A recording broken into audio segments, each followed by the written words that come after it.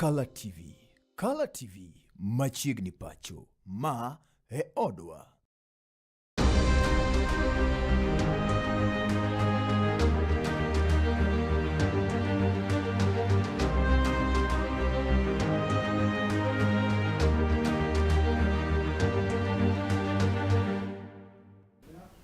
Omosinio ya urehnya kwa mgojon kugwen market kod maindi eno kinyi nero maruk tich en tarika ngwen dwenero mara abich. Yes. Egagana rio kod prario kod auchinya kono mgojon warwa kie thulo ni rima yudo chenro ni rima Sulwe Mokinyi mabire chakore sane nyakang chop seche goeko mabiro mbele kanyo. Ore chako koda weche manyien mago motimre pacho ka indi kod pinje goeko maoko kabiri okan kenda ka indi antie kod nyawadwa Brenda Genya Nyasuba Nyanama bende wadhi konyre go e chenro market kod mani. Kata kamano we wachak koda bomani rima Nairobi kama lipot koro yango ni jatend piny owacho migosi William Ruto sani koro wuok oko kendo wacho ni piny owacho mare oikre malich mokalo mar neno ni oketo maino e bero weche goeko mag somo e pacho kaendi. Ruto kwedo malich mokalo moko kuom jotel mabende pingo piny owacho mare mabende sani koro ondere weche goeko mag telo mar kata kaka itayo weche goeko mag somo e pacho kaendi mabende siko mana ka wacho ni weche mag mibadhi gin mago masani koro go tach ten migawo noero mano mar somo kabende koro sani to wacho ni weche goeko mag omenda mag jolo somo manono e pacho kaendi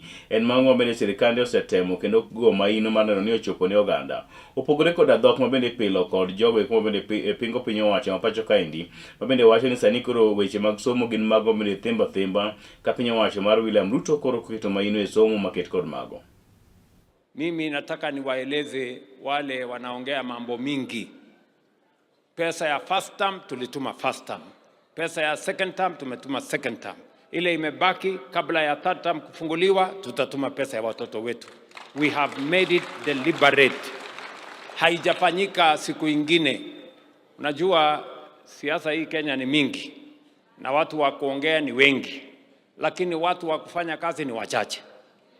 Wale wa maneno mingi ndio wanajaza maneno katika airwaves, mitandao na kule kwingine. But those ones, they don't bother us because we know what we are doing.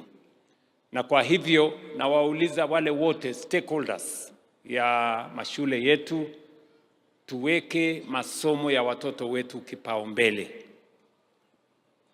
Na tuhakikishe ya kwamba zile pesa zote tumetoa kama serikali zinatumika kwa njia ya sawasawa.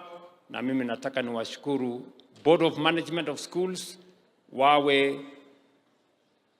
wafanye kazi pamoja na walimu so that we can better serve the children of Kenya kwa kuhakikisha kwamba wanapata elimu ya sawasawa.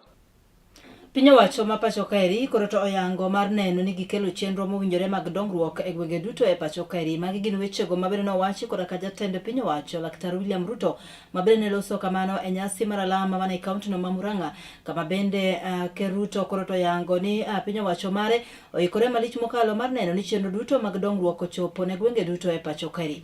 E seche nogo bende koro to Laktar William Ruto ne oyango ni nitiere omenda ma osegol kendo oseket tenge mabende koro to ibiro neni oti kodo e gero alap mar tuke e kaunti no ma Murang'a. Na mimi nawashukuru sana kwa sababu nyinyi ni watu wale wanasemekana mnaweza kusoma barua hata kabla haijatoka ndani ya bahasha. Si nyinyi mnafuatilia maendeleo? Si mnataka tujenge barabara? Tuunganishe stima? Tuwe na mpango ya affordable housing? Tuwe na mpango ya matibabu? That's what we want. Ama namna gani jameni? Si ndio? Kila mtu, hata Biblia inasema kila mtu atabeba mzigo yake. Nyinyi kama watu wa hapa Murang'a, si kila kiongozi anapimwa na ile kazi amefanya? Kuna mtu anapimiwa matusi?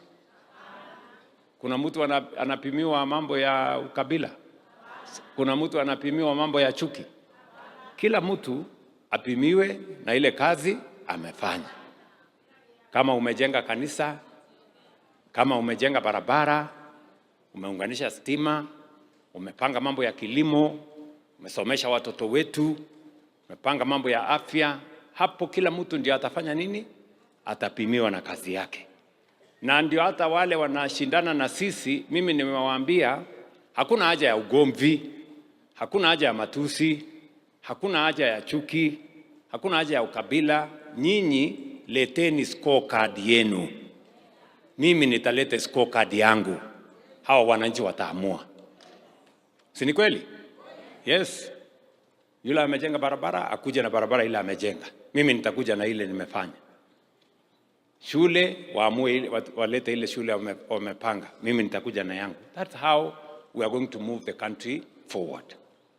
Na Kenya hii, nataka niwahakikishie watu wa Murang'a na Kenya, tutabadilisha Kenya hii kwa miradi na mipango ya maendeleo. Ile hatuwezi kufanya ni makelele, siasa, matusi, chuki. Hiyo haiwezi kutusaidia. Lazima tushirikiane, tufanye kazi kwa pamoja, ndio Kenya iweze kwenda mbele. Kwa hivyo mimi nimefurahi sana kufika hapa Murang'a, na nitakuwa hapa tena na tena na tena. Nyakoro mogiko pogore kod mago en jatend migawo mochung'ne weche mag omenda e pacho kae ni mado migosi John Mbadi. En jalo eno masani koro pod dhi nyime kod dok ne chenro go eko mag dongruoge mabedo wacho ni chwalo kod piny owacho ma pacho kaendi. John Mbadi mabende ne wuoyo e kinde nyasi no ero mar siro grube moko mag mine e skund makenano yore skund no ero mar Mwangaza. Ne olero ni chenro go eko mabende jatend piny owacho migosi William Ruto osebedo ka chwalo e pacho kaendi gin mago mabende tero piny Kenya okang' moro kowuok e machielo. Kabiro wacho ni tije go eko mag jatend piny owacho migosi William Ruto ema koro bro use kochopo yiero mag 2027. Okwayo gana jo Kenya ni ka giyie to gitie tuch achiel bang' jatend piny owacho migosi William Ruto kodhi nyime kod kwedo marich mokalo. Mokuom jotelo bende kwedo tije mabende piny owacho dhi nyime kod chwalo kowacho ni gin gionge kata agenda mabende ginyalo keto ne jopiny.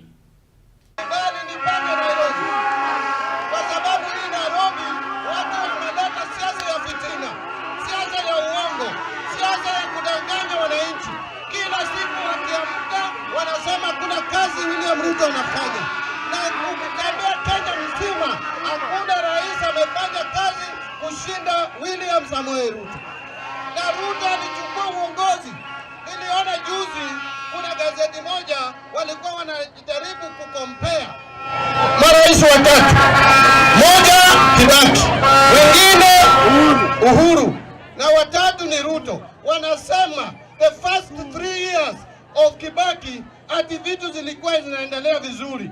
Ati the first 3 years of Uhuru vitu zilikuwa zinaendelea vizuri.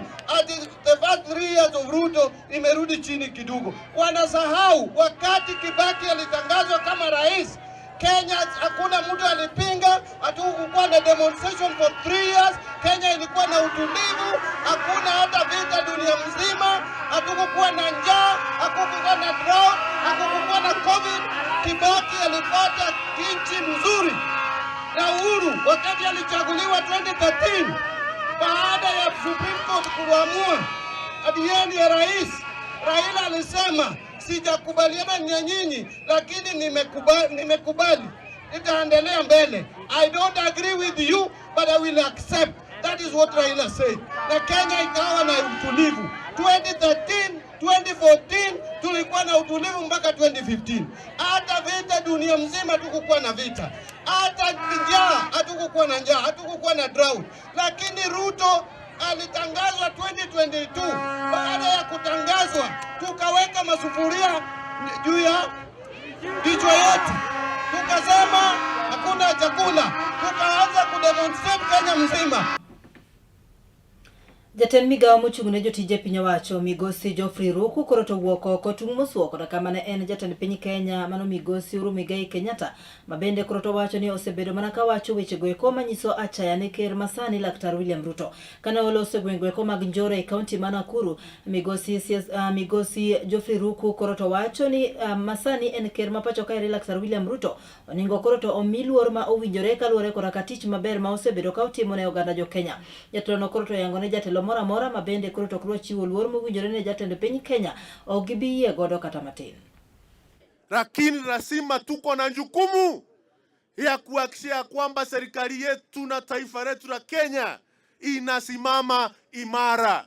Na tumeona na tumesoma, tumeenda shule, tumesoma sawa sawa. Tunajua mataifa ya Afrika ambayo imekuwa na mizozo ya vita, ambayo uchumi yake imeharibika wakati viongozi wakuu wameanza kupigana. Mimi nimesikia jana mheshimiwa kiongozi ambaye tulimpenda tukampatia nafasi ya kuwa rais wa Jamhuri ya Kenya, Mheshimiwa Uhuru Kenyatta, jana anakasifu serikali ya Mheshimiwa William Ruto. Jameni, na muomba kwa heshima Mheshimiwa Uhuru Kenyatta, wewe tulikupatia nafasi kwa kuwa kiongozi wetu wa taifa miaka 10. Jambo ya ustaarabu ni kama ile Moi na Kibaki walifanya wakati walikuwa mstaafu.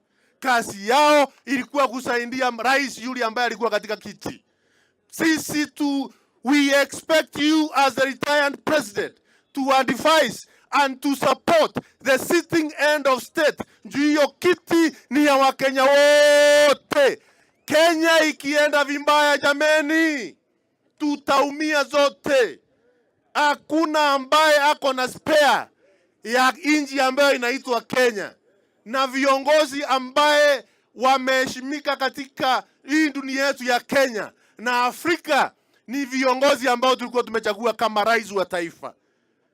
Kwa hivyo, rais ambaye amestaafu Uhuru Kenyatta sio kiongozi hivi hivi. Huyo ni kiongozi ambaye anatambulika katika Kenya, anatambulika katika Afrika na dunia. Na akiamuka atamuke maneno ambayo sio sawa sawa, ambayo hailingani na msingi wa kuongoza nchi yetu ya Kenya. Jameni, tunaelekea hii Kenya yetu inaelekea mahali mbaya. Nyakono mwiko pogore koda weche goeko en ni Sedite County Roma Nandi Malomi Kusi Samson Gerard Gays endo koro wuokoko kendo kwa duol mochung' ndiko jopuonje tich e pacho kaendi. Teacher Service Commission atimo mos niko yeto wuogoko kendo nyal ndiko e tich jopuonj goeko mok tin 44,000 anyato mago ma bende yadi tiyo kaka interns e pacho kaendi. Gerard Gays koro wacho ni nitiere nok mar jopuonje pacho kaendi makabeto winjore Teacher Service Commission ero oketo kang' mongirore mar biro neno ni jopuonj maket kod mago ndike tich e pacho kaendi mondo mi weche goeko mag jolo weche mag somo pacho kaendi nyime yo nero makare. Olero ni ndiko jopuonj goeko tich en wach ni ruwa bende koro biro ting'o malo nyando mag weche goeko mag somo e pacho kaendi mangima. William Ruto in the last 3 years is hired 130 teachers. Now I want to thank the president. Now we support budget will increase even to 1 trillion Kenya shillings. So that wale watoto wanaenda grade 11 na wale wengine, they must be ensured there is a proper transition.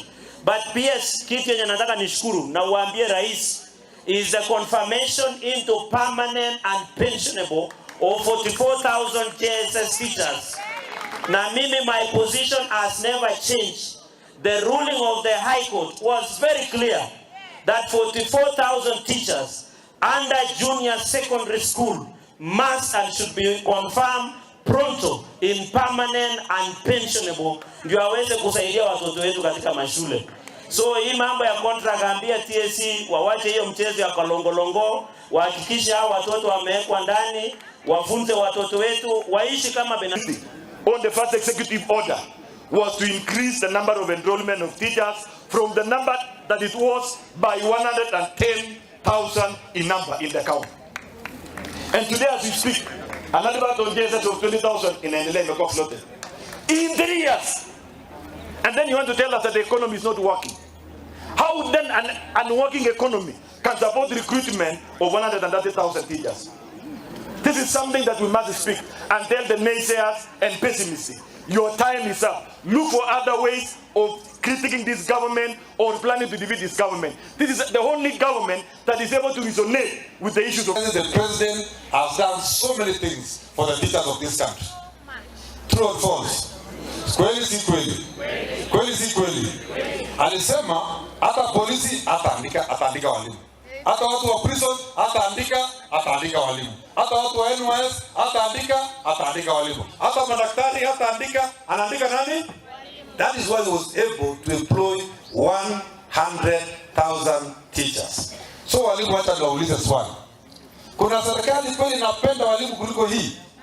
Kuna Kwetha maglinda mwananchi mabende korototelie kodaka seneta ma Nairobi County Migosi Edwin Sifuna kachilo kodaka jotelo mamoko koroto yango ni kidektio kanyakla kodaka kwetha mabende koroto kwedo pinyo wacho mano mungade kaka United Opposition mano motelo ne yiero maduong' mabiro higa mar 2027 mano no nigi golo oko etelo jatend piny Kenya Laktar William Ruto magigino weche go mabende no wachi kodaka jatend duond buch siasa mar Wiper Migosi Kalonzo Musyoka mabende ne loso chungo bura mara ngwe e county ma Homa Bay kama bende koroto wacho ni gisecha kotwaka kodaka kwethgo maglinda mwananchi mar neno ni gibigitio kanyakla kendo golo oko etelo Laktar William Ruto eseche nogo bende Migosi Kalonzo Musyoka omedo chaya malich mokalo jatend piny Kenya Laktar William Ruto mabende koroto wacho ni okosebedo katiyo maber ne oganda mapacho kaeri kendo koroto oseketo oganda mapacho kaeri kodaka chandruok kachiel kodaka midhiero mopogore opogore. And Mwananchi Group are doing a beautiful job. I applaud their takeover of Kisumu, and I know they're going to take over Homa Bay, and they will take over Migori. And as they do so, we'll be working with them. I think we're going to work towards uniting all the progressive forces that want to get real change and get this country on a new trajectory and a new path that will lead to greater prosperity. Not having a thieving administration. Even the teachers have been talking to them. They are overtaxed out of their pay slip. 50% is going in taxes. I mentioned in my remarks there, I'm aware that only 110 houses have been completed in Homa Bay and housing levy thing, where everybody is forced to pay. We'll have to rationalize all this. We'll have to literally get these people out. And that is the mood in the country. Of course, I mentioned during my remarks that even the 10-point agenda that Ruto and Raila had agreed to, nothing has happened.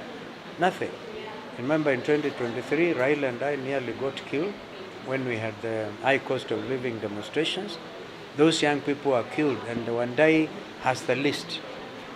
Add that to the 2024 Gen Z revolt. All of them, none of them.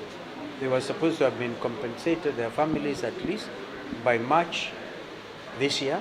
We are now in May. And if it is that you're going to pay 3 million shillings for a soul, and these are young people whose future was cut off, how do you compensate them with 3 million shillings? My view is, if you want to be serious, no Kenyan child killed by those police bullets should be paid less than 10 million shillings. I am a lawyer and I do these things, run down cases sometimes. When you calculate the amount of compensation, you take into account the future that has been cut short, because you cannot pay the same level of compensation to a 90-year-old as you pay for a 20-year-old, right? Look at life expectancy, look at all those things, the ability to become a pilot or something, and compensate.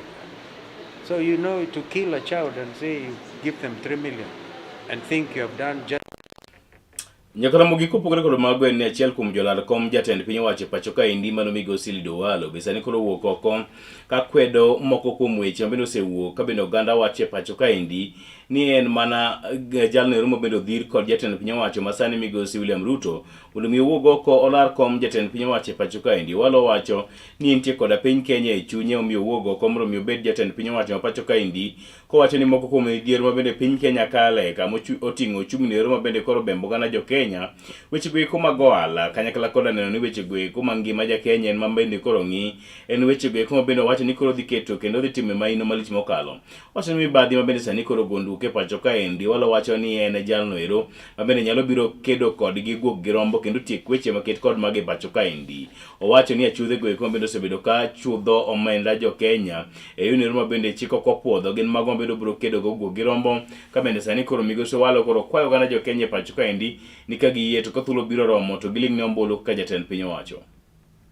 Some people think that Walo has stepped forward and at some point in time may step down for anybody. That is wishful thinking. I'm in this race for the long haul and I will be on the what? On the ballot. So I would really appeal to you people to vote for me for purposes of real change. And we don't want to be told, "Ni Jaluo onge Jaluo nyalo bet president." I understand the problems and challenges facing Kenyans. Sani kamara mkami dhiye, ngata Kenya kabara mkami dhiye, buro nyisi ni onge pesa ya fuko, to buro nyisi ni kitabu marketu chieme. Sagik mokadi. So those are the twin challenges that we must confront head on. And as an economist, I've got the solutions to those challenges. That's why I have stepped forward to lead the third and final liberation of this country, which has to be economic liberation. We need to bring down the level of taxation if we are to reduce the cost of living. That is the problem. And the reason why taxes are so high, what I would refer to as a punitive taxation regime, is because those who are paying tax are very few. During the budgetary process, we need to widen the income bracket by pushing money where our mothers and sisters are in itinerary trade, where our youth, the unemployed youth, are in the Juakali sector. Manoburo miyo wabodwoko usuru piny. Kawadhi e kaunti ma Migori eni teni migawo mar thieth e kaunti no ma Migori koro to wuok oko mar kwedo weche moko ma bende osebedo ka wachore ni od thieth maduong' ma Migori County Referral koro to onge koda ka yedhe moromo kaachiel koda ka lakteche. Kane oloso koda ka jofwamb weche jatend migawo no eko mar thieth e kaunti no ma Migori mano Dolsi Nyagilo wuok oko kendo kwedo weche ma kamago ka wacho ni od thiethno ni koda ka lakteche moromo kendo man koda ka lony moromo kaachiel koda ka yedhe. E seche nogo bende koro to golo kwayo makende ne oganda jopiny mondo mi kik bedi koda ka luoro moro amora ni chenro mag thieth ni makare e od thiethno kaachiel koda ka kaunti no ma Migori mangima.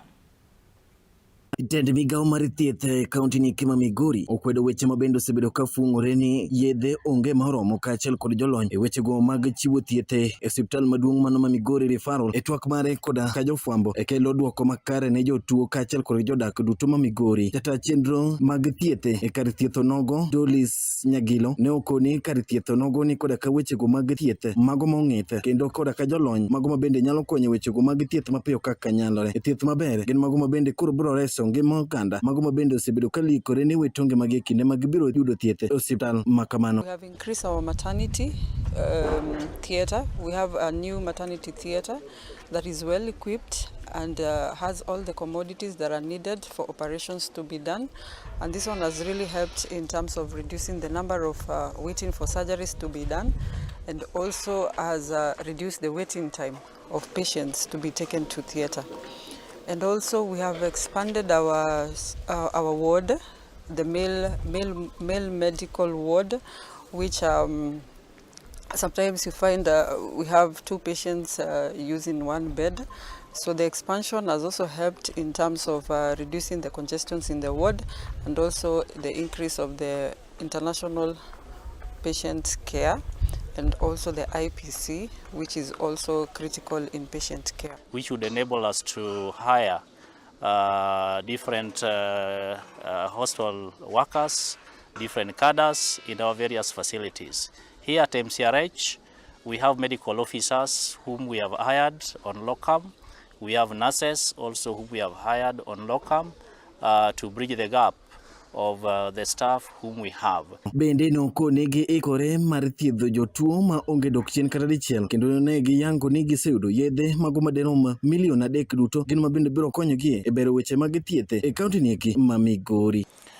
Today in the morning we received a consignment of 5.3 million worth of commodities, both pharmaceuticals and non-pharmaceuticals from KEMSA, which addresses any emerging health issue for our clients, as well as issues of oxygen supply. We can state with authority that we have more than enough oxygen to take care of all our patients.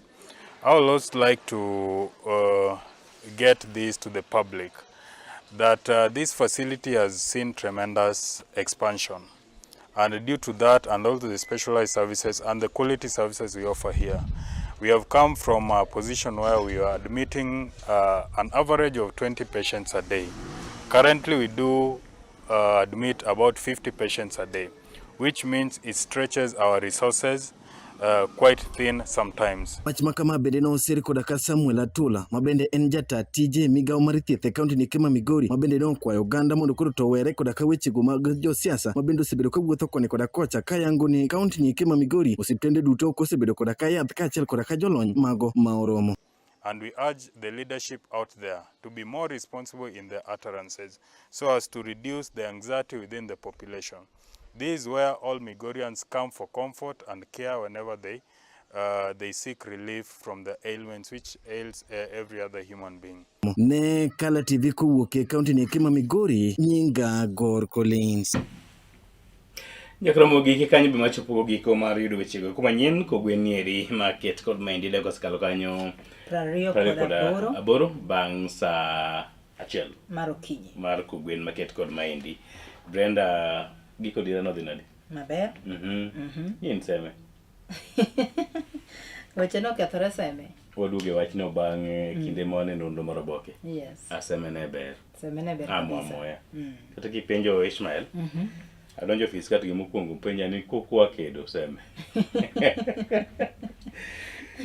Kuma dhano riwe Brenda, gende paro mopogore opogore nyaka tim nade? Nyaka bedi. Kata kamano seme lang'o? Ne weche be. Seme piny machwe. Kabisa. Awese ne beyo. Kata ne gitamo gavana. Ni kik wuo. Ogai. Huh? Ogai. Mar? Ogai mar party, new party leader. Self-proclaimed party leader. Oh, nyusa side? Se yangore kende. Ajimi? Unya mayanga? Awacho gana ngama onge koke. Sani ene mekoro eno. Tulonge koke, ajimi tulonge koke. Ene new party leader. Awacho kamano. To youth leader? Yero kende. Youth leader to gany. Wach party leader ni mar Jose County kaka nene. Oh, gin menye ka gibet party leaders. Unge wadi to marana nyakor mogo jong wagino li chako jumbie ne roma kare ne wukti ne ro maber wa ka oyo machoka odugo mana mapio pio ne ko boke ntie bata ka endi wabiro kod nono mar boke bang nono mar boke wadi bedo kod twak kod welo mpogoro pogore pacho ka endi kono en up international media day o journalist day loke kana endo chingno mar jofwambo en mar jofwambo actually in the entire week oh yes Neka mwagila nento jofwambo kale andonga mage. To ang'o ma gitimo maneno ni jopiny oyudo gi kata oyudo weche yo ni roma kare. Yes. Mano ni kare. Up International Journalist Day kata odiochieng' jofwambo. Wakwani jofwambo duto ae maber kamoro amora ma gintie kogwen market kod Mailunga Jesade Wood Jeseme. Kaachiel koda kan Brenda Agenyo Anyasuba Nyanam.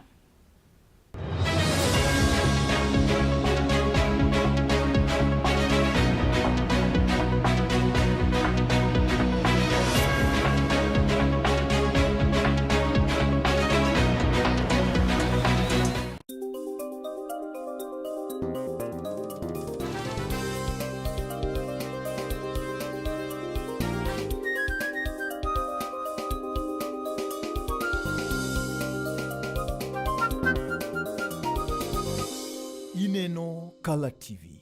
Kala TV machiegni pacho. Ma e odwa.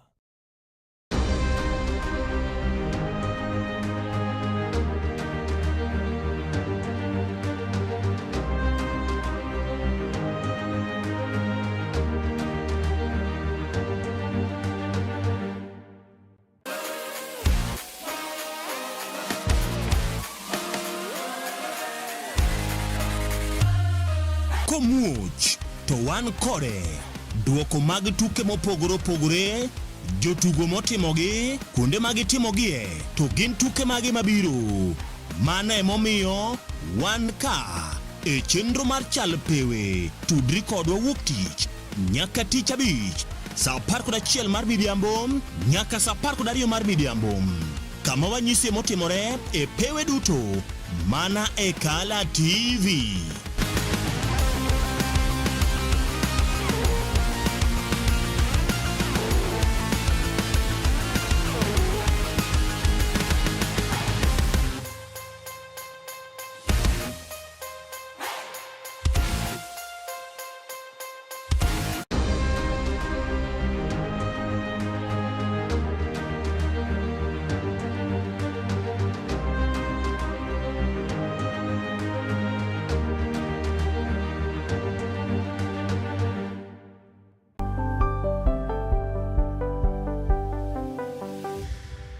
Piny koro tauru gi mare. Emomiyo Kala TV chako odiochiengi kod Sulwe Mokinyi.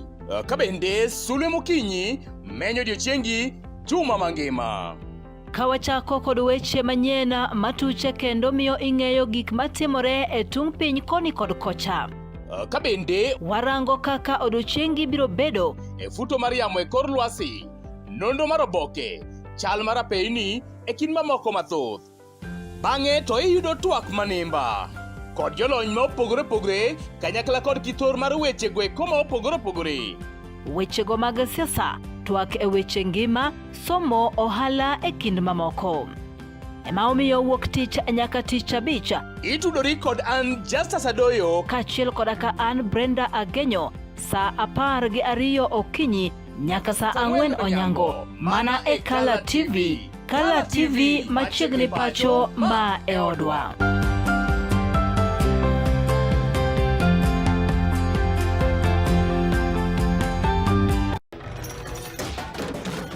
Tok bedo kod odiochieng' marabora e sikunde ka iduogo pacho, yud thuolo mar kweyo pachi kendo bedo gi mor e chenro mar Bang School.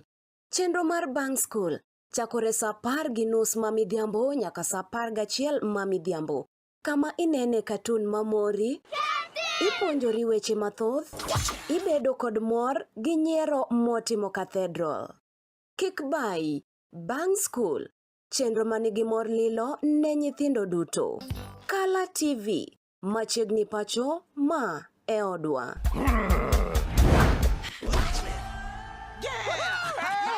I've fallen and I can't get up.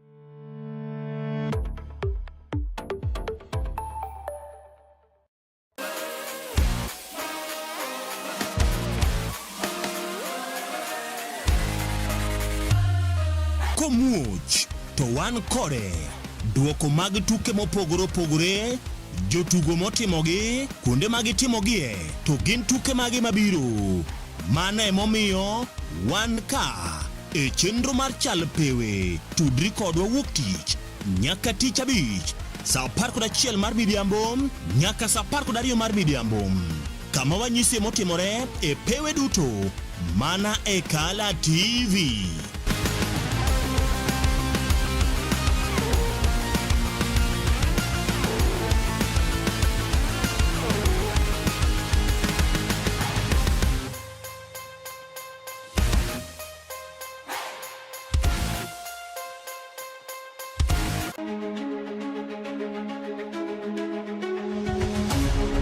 Odiochieng' kodiochieng' yamb siasa kudho ma opogore opogore ka jotelo riwore kod duond buche siasa kaachiel kod riwruoge mag siasa bende mopogore opogore. Kaka japiny be ing'eyo kaka yamb siasa ringo e pacho kaendi, to gin dongruoge mage mowinjo bedi ni iyudo kaka japiny, to bende gin jotelo mage ma ochung' malaro lemo ma opogore opogore mabiro ni chieng' tich ang'wen ka tich ang'wen kochakore saa 3:30 mar otieno ka ikelo ni koda Joash Odhiambo Mitula. Magi duto iyudo mana ka okalo e chendo nendo mar orindi mar siasa mana e Kala TV. Orindi mar siasa, kik bai.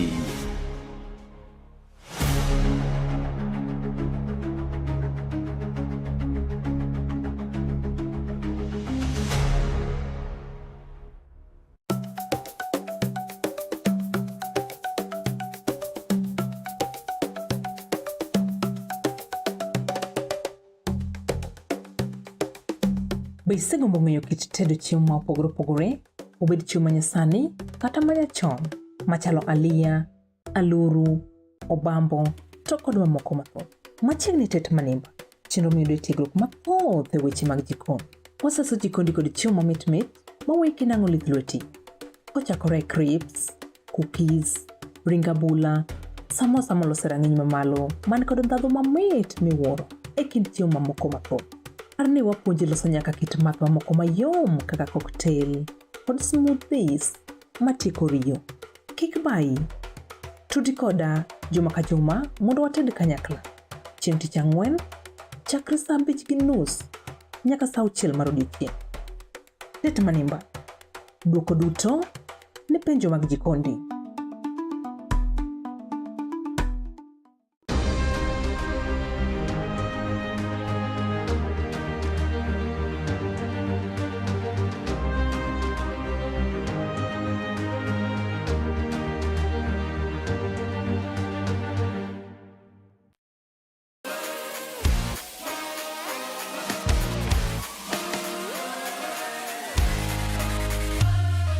Komuoch to wan kode duoko mag tuke mopogore opogore, jotugo motimogi, kuonde magitimogie, to gin tuke mage mabiro. Mano emomiyo wan ka e chenro mar chal pewe. Tudri kodwa wuok tich nyaka tich abich saa 11 mar midhiambo nyaka saa 12 mar midhiambo, kama wanyisi motimore e pewe duto mana e Kala TV.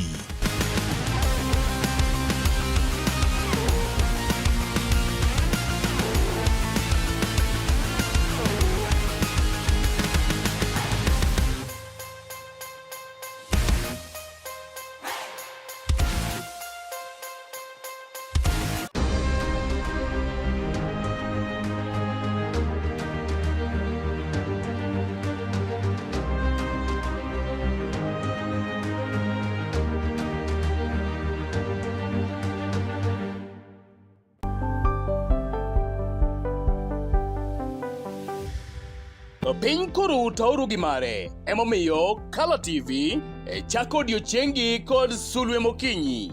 Ka bende Sulwe Mokinyi menyo odiochiengi juma mangima. Ka wachako kod weche manyien matuche kendo miyo ing'eyo gik matimore e tung piny koni kod kocha.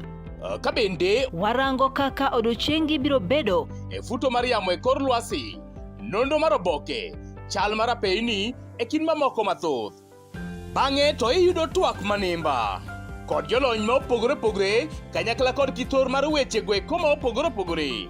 Wechego mag siasa, twak e weche ngima, somo, ohala e kind mamoko. Ema omiyo wuok tich nyaka tich abich itudori kod an Justus Adoyo kaachiel koda ka an Brenda Agenyo saa 12 okinyi nyaka saa 4 onyango mana e Kala TV. Kala TV machiegni pacho ma e odwa.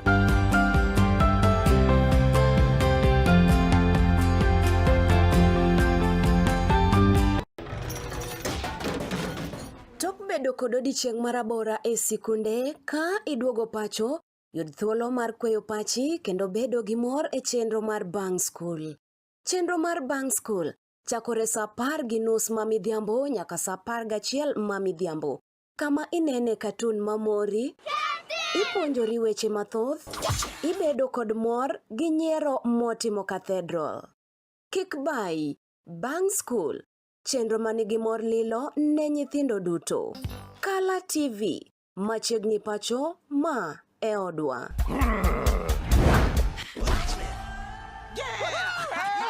I've fallen and I can't get up.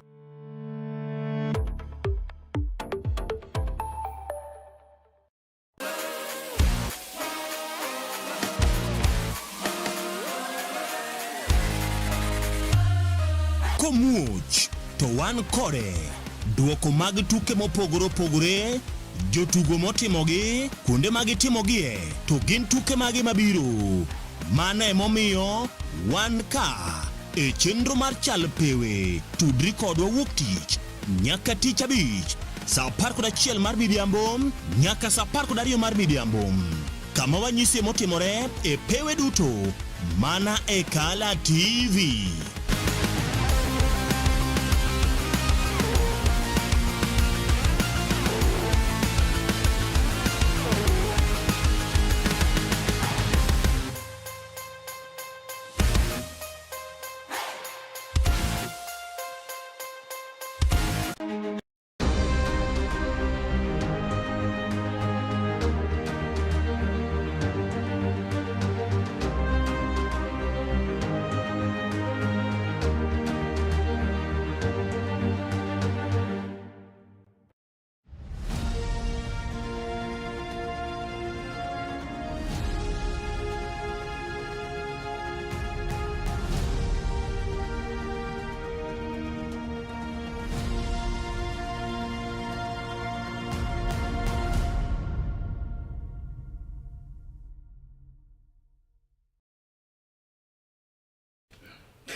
Nyakoro mogi bang' yudo gimoro mabende wa bilo matin. Joluo ne wacho ni wago endap nyambo. Mana mapiyo piyo.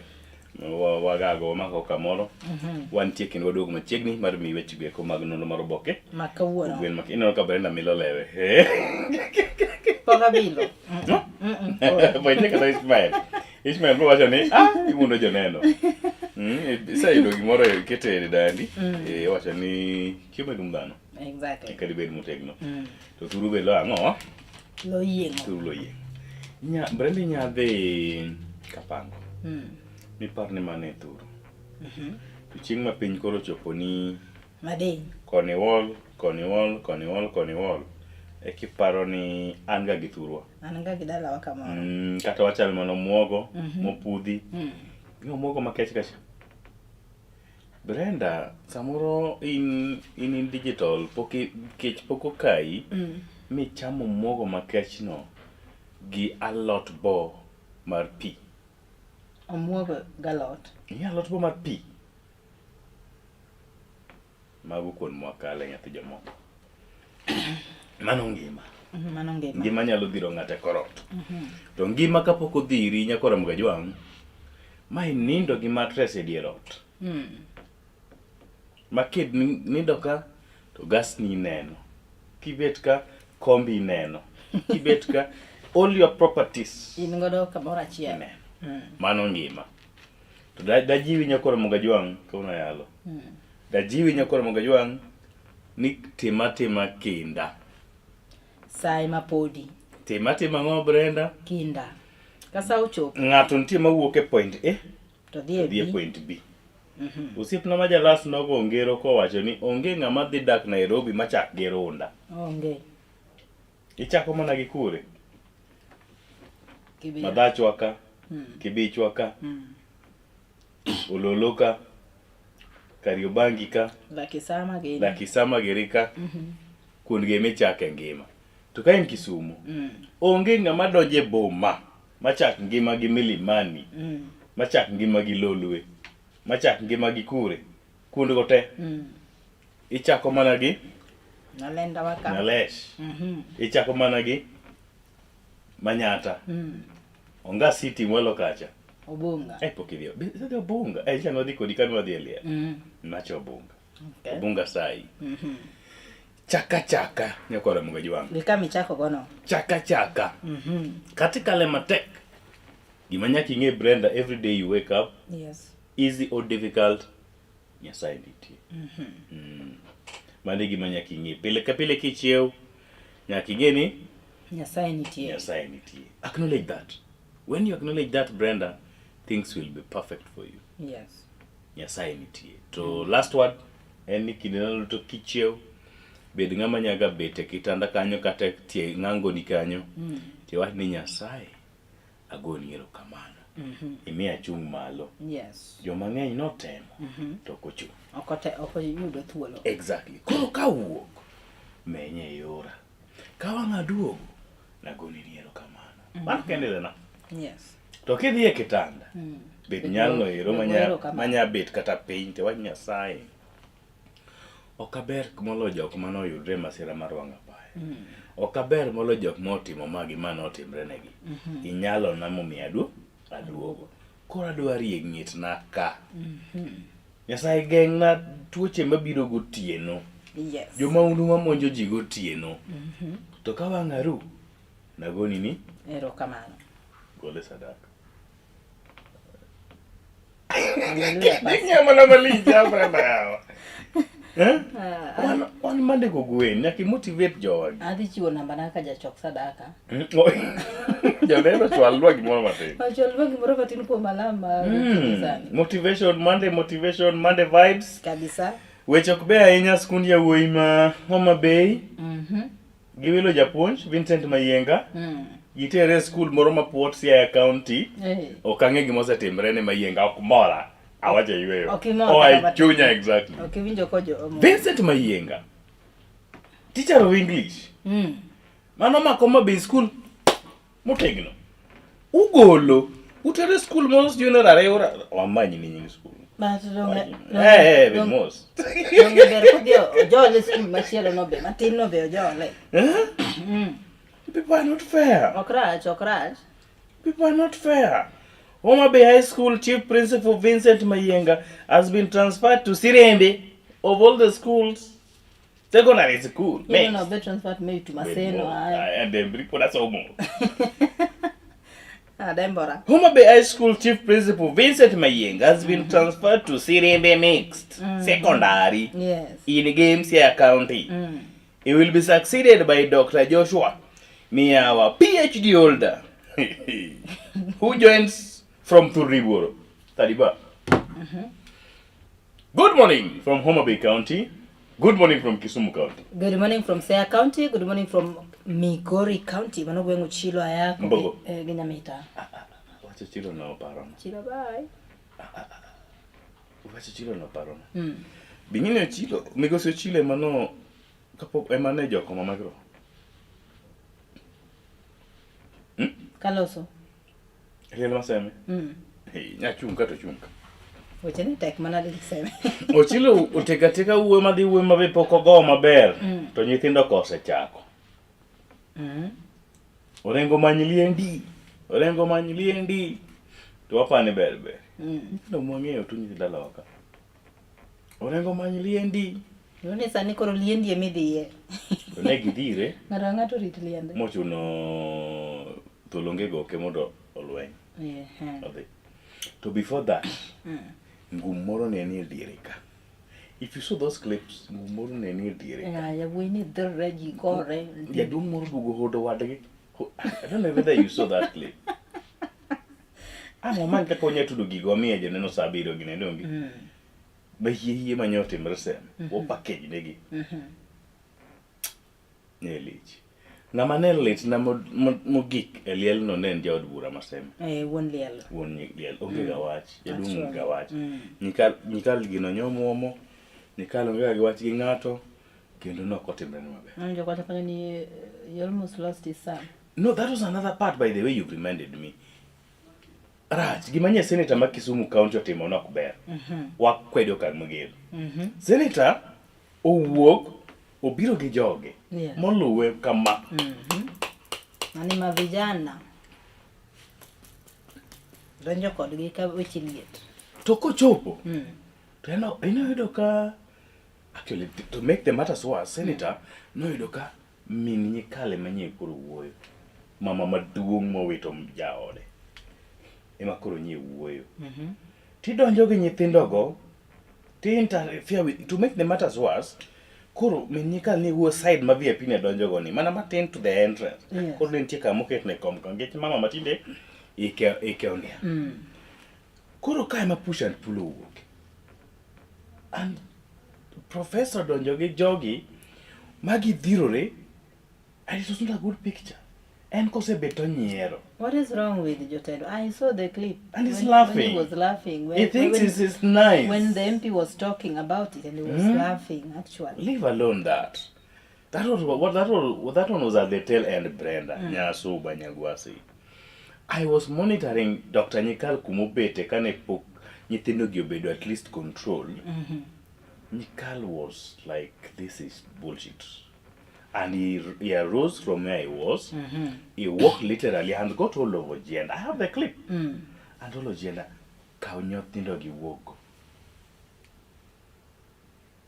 He could not just go beyond that because of the shame a man called Professor. And Nikal had heard him asking him, in libiro go jendegi. Mano kane pokopime, in libiro go jendegi. We kodegi, gi wuogi kati wuok kodegi. And Professor had just to laugh and smile. And after that, kane Nyikalo yudo podium, ema no wache no. Ti winjo kono wache gi mirima. He was not joking about it. Whatever happened in Seme, we don't have to go that way. So bad, Professor Tom Ojienda, so bad. Nakawa respect Liel. Can you think people were grieving? Yes. Okay, narena marse samanji gore. Ineno wodi Nyikal mano mako microphone, kawacho no, Ojienda wuoka gi joge. You can't, and that was the son mane gideyo. Bwana manyora kola ma white kangolo moro ni. Yes. Everybody was annoyed. Makoro katako nginjo ne, jadolo nginjo ne wuoyo kaka no wuoyo cha, to no wacha dear. Na tieri kabisa.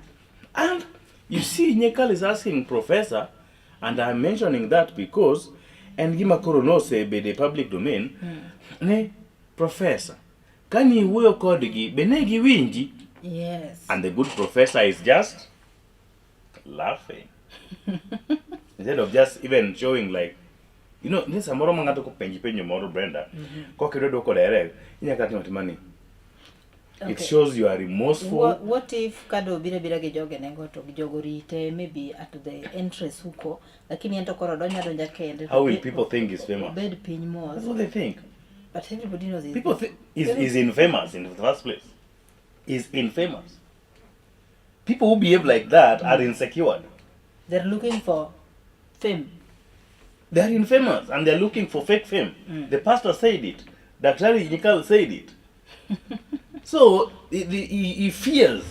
He fears. So he wants to terrify people with the group of people. Nikal said it so clearly. Many grouping is not bad. Birogiji mang'eny ok rach. To begin joma winji. Begin joma winji. Maki wacho negini ka koro kik wakal. To gibro timre nade? Gibro winji. Gibro winji. Ahero nyiewo DM moko ma bedo ga functions. Nyiewo DM moko, I don't know whether I've attended with the functions mag party. Gin nyiri magin ga organized. Ni Kondele ni Manyata ka, giri urega, bunch of them, more than 20. Only ladies. Give the guy function mar ng'atgi, ubed lielo, bed kata nyasi, to give me a designated place. You know what they do? They just put on their caps, mag party, their t-shirts, they are organized. Very organized. Gidwa cheer, seche miwacho kweno, ema gitimre nade? Gicheer you. Magicheer. To ginge when to stop. Yes. Is going on. They know when to hold it, they know when to do it. Yes. And I really love them.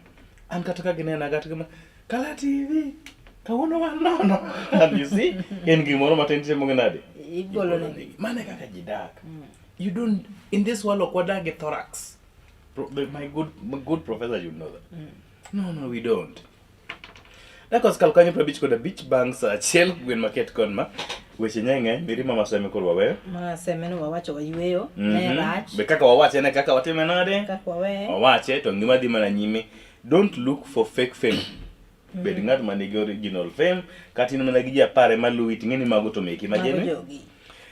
Eche mokwongo mar the Daily Nation okinyi ma kawuono housing jobs ro wacho kanyo ni not adding up. A controversy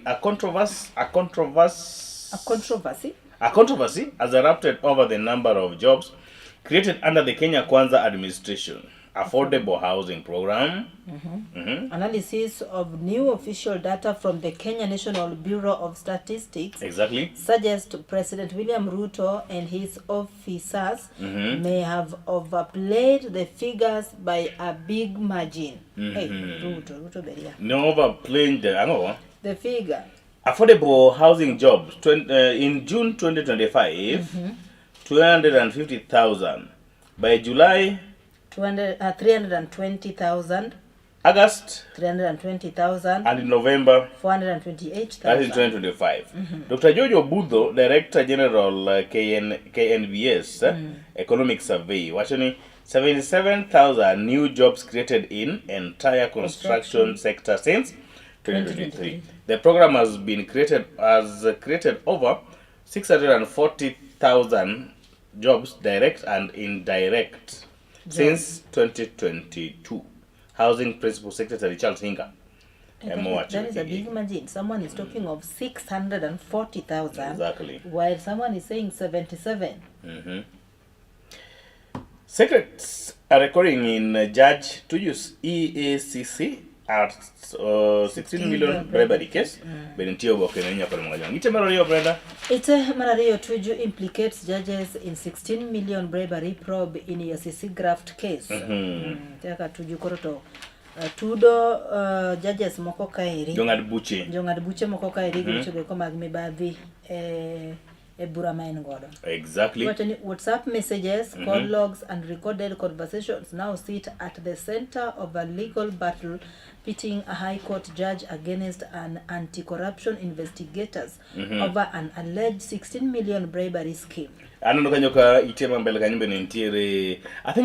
I don't like when I see Tuju in this thing. I think what assemble will heal. Yeah. What assemble will heal. And then Iteno Romara Dick, and reprieve for investors in Kiambu housing project. Petitioner has claimed he was being sidelined by his. Make me understand. High Court ruling has offered a relief to investors in a 2.5 billion housing project in Kiambu, ending a protracted land dispute. Fiscal Africa Limited has now stated issuing title deed to buyers after years of court battle that threatened the multi-billion investment. Nitiere kebe moro ka erima koro watch land. Nitiere lo moro kama panini uso. Yes. To nitiere kaka koro to stepmother ne. Gini weche go mag lo milaro mar families. You see the land. Lo milaro mar family. Koro gidie doho ongado side mare. Omiyo lo koro to negi use ne Frisco Africa Limited. Sechako chulo gi koro. Okay. Then Piganyo homes on riparian lands to be demolished. Apa di mana Nairobi? Yeah. Yochi magsakaja kande. Then Batakanyo CS. We will deploy a special unit to curb illicit brews. Mago weche mantie about eating a romarade. Kitembara ngwen Brenda. It's Bokenenara ngwen. Who is lying? Who is lying? KNBS data contradicts Ruto. State officials on housing jobs. Man, so much mar. Itemara ntie or report man ntie itemo kwango. Okay. Inyakolo muginya kol tulo mari mondo mesom kaka weche go komag inyolo tije anyate bo housing affordable housing kaka pinyo wacho sebedo ka chiedo kode. Inequality crisis looms in senior schools. You can bring us up to speed. Inequality crisis is brewing among senior school clusters, threatening the full rollout of the competent-based education. A survey by Elimu Bora Working Group has revealed that C3 and C4 schools remain significantly under-resourced infrastructure, staffing, and learning materials compared to C1 and C2 schools. In fact, skunde koro kinyal bedo maromre.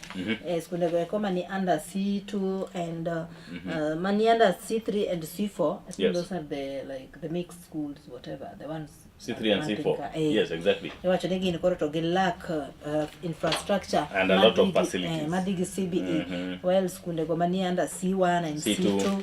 20 are well equipped. Good. And then Batakanyo Bend interior audit flags at 30 billion euro bond cash breach. Auditor General Nancy Gadungu has revealed that the government's diversion of 30 billion euro bond proceeds to cover the treasury bond shortfalls violated the law. Echoge kuma giro bond kanyakala koda mibadhigo kuma giro bond mabende sani koro dhi nyime e kao keningi itinero marabich. Piny kanyo en lendo? Yes. And then eka itemara uchian French investors 642 million debt dispute. Tell me about the kanyo mabendo mako. Lawmakers argued that Meru should not shoulder the full burden of the 642 million debt. Million debt, yeah. Now, Tulmar Murmisom, which we come about the Mako Pinjo Faransa or Pin Kenya, 18 Marauchel. Senate questions stoppage initiated by Treasury CS. And then Itimara Birio. Western region at crossroads as ODM influence weekends. Majoni mbimara ODM koma Western Uluyani. Koroto dokchi. Okotegno aenya. Ya ito mangi mashemeji msebido kateno wa. Masemeji koro neno kagima nyaka no go wodgi ngum. Weche koro kbe aenya kodu. Yes. Orange Party retreat opens in Mombasa amid deepening rift. Ntin kod retreat mabende gidhi go nyime Mombasa. Kini mambe koro weche go komag wede makoni kod kocha bende podi nyime dun bura no ngane monego bed ka ngane kik ma ngane penjo manango. Do you feel like ODM is too much in Mombasa County? Yeah.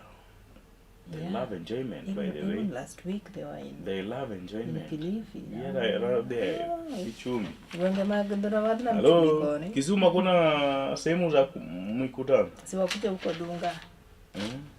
Bidi Dunga. Ndo sangwenyo ngwenyi. And then Ishero Maraboro, Ruto admits Mount Kenya headache. Yes. President Ruto troubles in the region have largely been linked to his fallout with his former deputy Gachagua. Mentioning Gachagua had impact, and I told you this. You should never sideline Gachagua. Yeah. And then Itemaro Chikwendendo, Itemara Par. Press freedom is at lowest level in over 2 decades, report Mokalo Igniprayo Mokalo Chin. A decade is 10 years. Kenya joined the rest of the world in marking World Press Freedom Day. Amid a World Press Freedom Day, that's the word, amid the renewed concern over journalist safety and deteriorating global environment for independent media. Press freedom, according to the reporter, reporting without? Press freedom, according to Reporters Without Borders. RSF. You know, I'm one of them. Okay. Is at its lowest level for the first time in over 2 decades. Jofambo sebedoka iro choratichki kenoka le andaki mo pogore pachoka indi kod peje we koma oko kaudi ching makawuono en juma no roma bendi diale ratich. Jofambo. World Press Freedom Day. Happy World Press Freedom Day nyakolunga John. And then Kangata, I will not buy on UDA ticket in 2027. Manomi go see Irungu Kangata. Kama no report on no golo reaching Manyoro. Itemara parko da chele nlendo. Itemara parko da rio Kora parko da dek, pajundi ko pachi somo. Gol marka tunti itemara parko da dek. And then gol marka tuno nyiso ngato mabende niel meli I don't know whatever it is. Actually, so this is about Mochung Maloka Nino and Jatendwa. Jatan Pin, go to Jatan County. Jatan Pin, Jotelo. Jotelo. Let me just a sample of the leaders. Exactly, or maybe the government. Not to be specific. No kagichwene no mchumamie anguro. Sino anguro, chamoge mora chwek mabisa. Then ja piny ni piny e buopi. The piny yuak ni mondo konye. To jotelo bende yuake wiye malo ka ni help me. Now he's going to help you. Cost of living is going to bite Japan. You see that? Cost of living bende ni kanyo. Biro do bite Japan. Do bite Japan ma is sinking. And jatelo podo chung mali wiye ne winjo mabere. Obedo ano konye. No, this one now depicts what William Ruto said the other day. Mano odwa ni be jo konye kod paro kaka.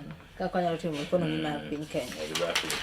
Kori winje. Today in the history, May 4th, 1979, British Conservative Party leader Margaret Thatcher becomes Europe's first woman prime minister. The 53-year-old grocer's daughter, dubbed the Iron Lady, declared, "I feel tremendous. I am aware of the very great responsibility. It is very exciting, but I feel it will be all right." Thatcher. Mano today in the history ka wono sigana ido itino ero mara parko da ngwen. Ite mara parko da the beach en ole oboko balang. Then ite na lindo mo dinya kite mara parko da chel. A parko da adi abiri mane county so ri chima ka wono. Yes. South Rift counties record gains in water access, road and healthcare. Ano tipo kanyama Susan Kaika Nakuru County, and then Kiaria Badilisha Nyandarua Patrick Olintutu Narok. Jamani poka winjo. Which one? Badilisha. Hata mimi. Anabadilisha nini huyo? Badilisha na natembea. Those are funny names. Kiaria Badilisha. This is just a Swahili word. It should be a name. It is somebody's name. Okay. And then Pijama wako kanyo African food system can adapt to Iran shock. This is bad news for Sub-Saharan African, which imports about 80% of the fertilizers it uses. And then Itemara Kodochiko, which Imagoala Brenda. Home price growth cools as real estate loses steam. Katulumari munu migowa nyo wechego koma goala nyekor mungajong boki mabalango di orenga nyakambele kanyo wechego koma ojende mandie skunde ntie itema mbele kanyo no wacho boki mabalango la kala kanya kanyime kanyo ti pench ka ulen siari paper one. Abraham doubted the promises of son. No, I always don't see this is answers now. Oh, these are answers. Yes, gino kanega penjo. Penjo anane. Aneno penjo. State the method used by Old Testament prophets to communicate their message. Give the aspect of Israelite hero. Number 4. Number 4. Oh, state the method used by Old Testament prophets to communicate their messages. Why kanyo? Baricho Senior School Kirinyaga County wentie itema vele kanyo preko la uchel kuzulu mani monemi ya uwe matino tino mag school ya uwe mabaricho. Itema preko da birio? Agaja meli kwa kwano. And then itema prario koda boro preko do chiko. Lendo. Obi nyaka itema pradik achel. Lendo. Nyaka itema pradik koda ngwen ginagila lendo. Nyaka pradik koda beach. But itema pradik koda beach ya mogoro la lugo chakare kanyo koda muganyang. Mode adhianya ka itema pradik koda uchiel pradik koda birio. Itema ronge ngat ma person of interest kanyo. Jesusu nilo woniva msinjenga kahiu. Raymond Kauma Okang. Nkawe kanyo. Jedungurei. Wiga village. Wiga manoni gwe mwakocha. From Gendia Mission Hospital Mortuary. Gendia Maloga. Titere Wiga. And then we chama tuke chakre tema pradik koda bodo Brenda. Joshua returned the ultimate comeback, but a big risk. Marathon, yeah. And then Gor Mahia hit Kakamega Homeboys to move to 9 points clear at the top FKF Premier League standings at page 39. Page 39 Kanyan coach Matano pairing as KCB Storm FKF Cup semis. Then page Kanyan last gasp for Gor. Move 9 points clear. Gormo Yamo. And then Shirumugi Ken Kanyo. Steep learning curve for Team Kenya in Botswana. Nave Ngwehe. Anokano Kenyan sprinter. Millicent Ndoro. Exactly. Plates in athletics Kenya tracks and field championship January 17th at Thika Municipal Stadium. Mapepio kapo kwa kao yo mrenda keshako ronge kodwa wangio boke ni elima noma the standard. And then aneno ka producer mara wache ni sawa muendelee tu boke ni elima the standard. Ite mpongo en Ruto's Bogeyman. So Ruto's Bogeyman. Jadungu la mara Africa. I love the way Jadungu uru wakoga the African attire and outfit. Yeah. Yes, and ite ma konkanyo ni with Mount Kenya voting bloc seemingly defiant towards President Ruto's 2027 re-election. Frustration and retirement President Uhuru Kenyatta. Did I read it rightly anyway? In what is becoming the norm, the Ruto administration has made Uhuru its punching bag whenever it's under pressure from Kenyans to deliver on their promises in an attempt to deflect attention. And during the weekend, the Kenyan Kwanza wingmen went all out with a barrage of criticism and threats to Uhuru, a clear indication of a rattled and unsettled team coming to terms with the fact that the vote-rich region is slipping away right before their eyes as they watch. My question. Penji. I've never seen Uhuru come out. Okay, is Uhuru working under the carpet or what? Yes. Because obviously. I don't see him coming out and speaking. I just see these people. These people coming out and attacking him. Making like they're attacking him. They know. They know what he's doing. Yes, they know. Below the carpet. Inside the bedroom. Exactly. And then Ichema Rio. Conservationists raise alarm over plan to relocate animal orphanage. Aye, we have animal orphanage. I didn't know that. Controversial move near Bomas of Kenya seen as land grab attempt. Project incidences, parking size and fencing raise control transparency concern. Which gekoma golo kama uketie le maonge jonyuolgi. Yes. Right. Yes. Bendentie kanyo ne godho alem kanyo. Godho alem kanyo. And in brief, Nairobi Kocha AI project for people with disability. Bentie kanyo. Then Kilifi. JSS teachers threatened to go on strike. And then gwenge Kumagathi River Authority I think it's authorities appeals sacked workers. Appeal to sacked workers. And then Mbelekanyi Itimaradek. Stars shine at Kalasha Awards amid calls for industry reform.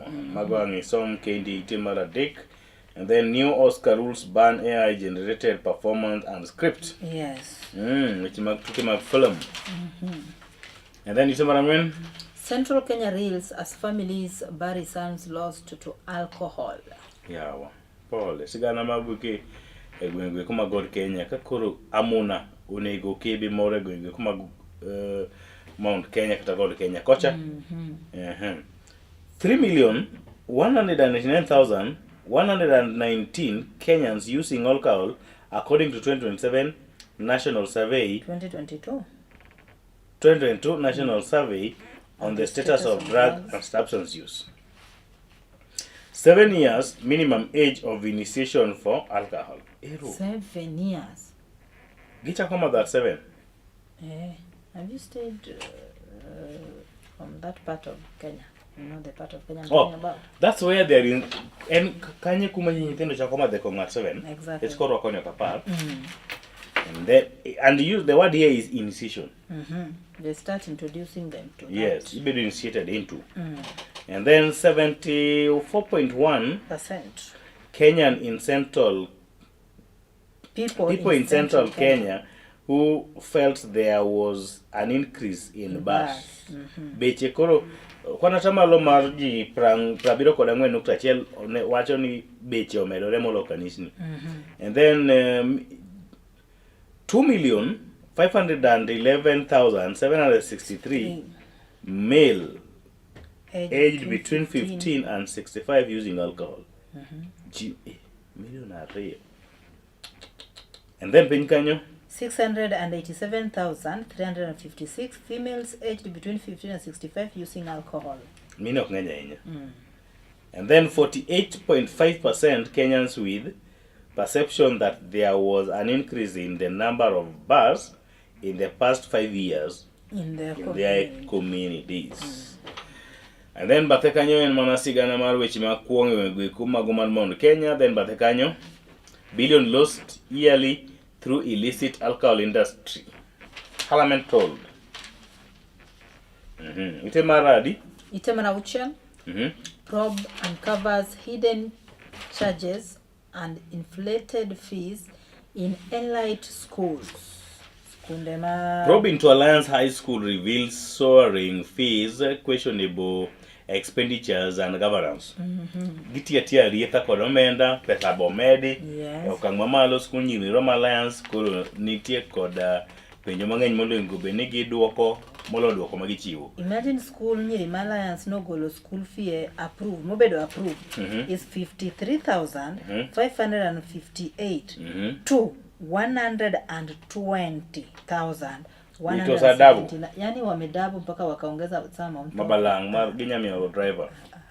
The government's move to crack down an alleged financial mismanagement at the Alliance Girls High School and government's failures has exposed how some schools are using questionable tactics to extract more money from already strained parents. I like Ogamba. The other day, no, you work in no length. Koro school I have in Yakuti. Itemara Bidio in Lendo. Itemara Boro.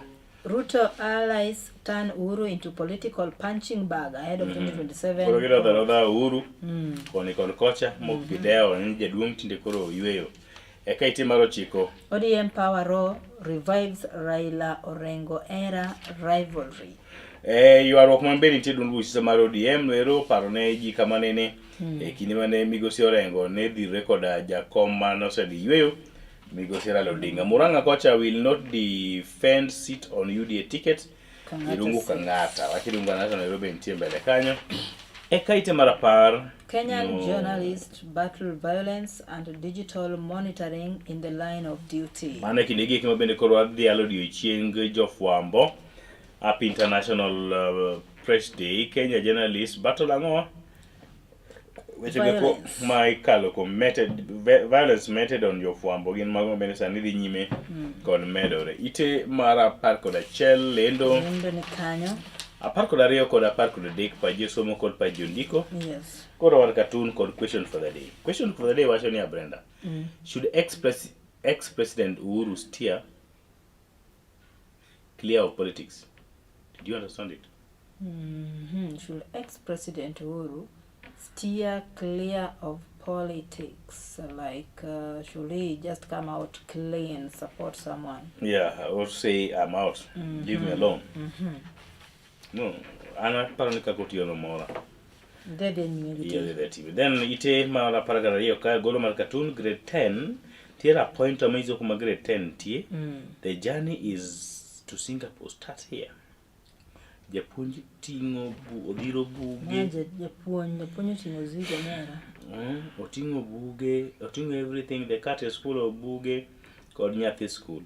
Then nini janyuol to support her from a distance. Janyuol ma support ni ineno kitindi ma modago. Janyuol room e ground.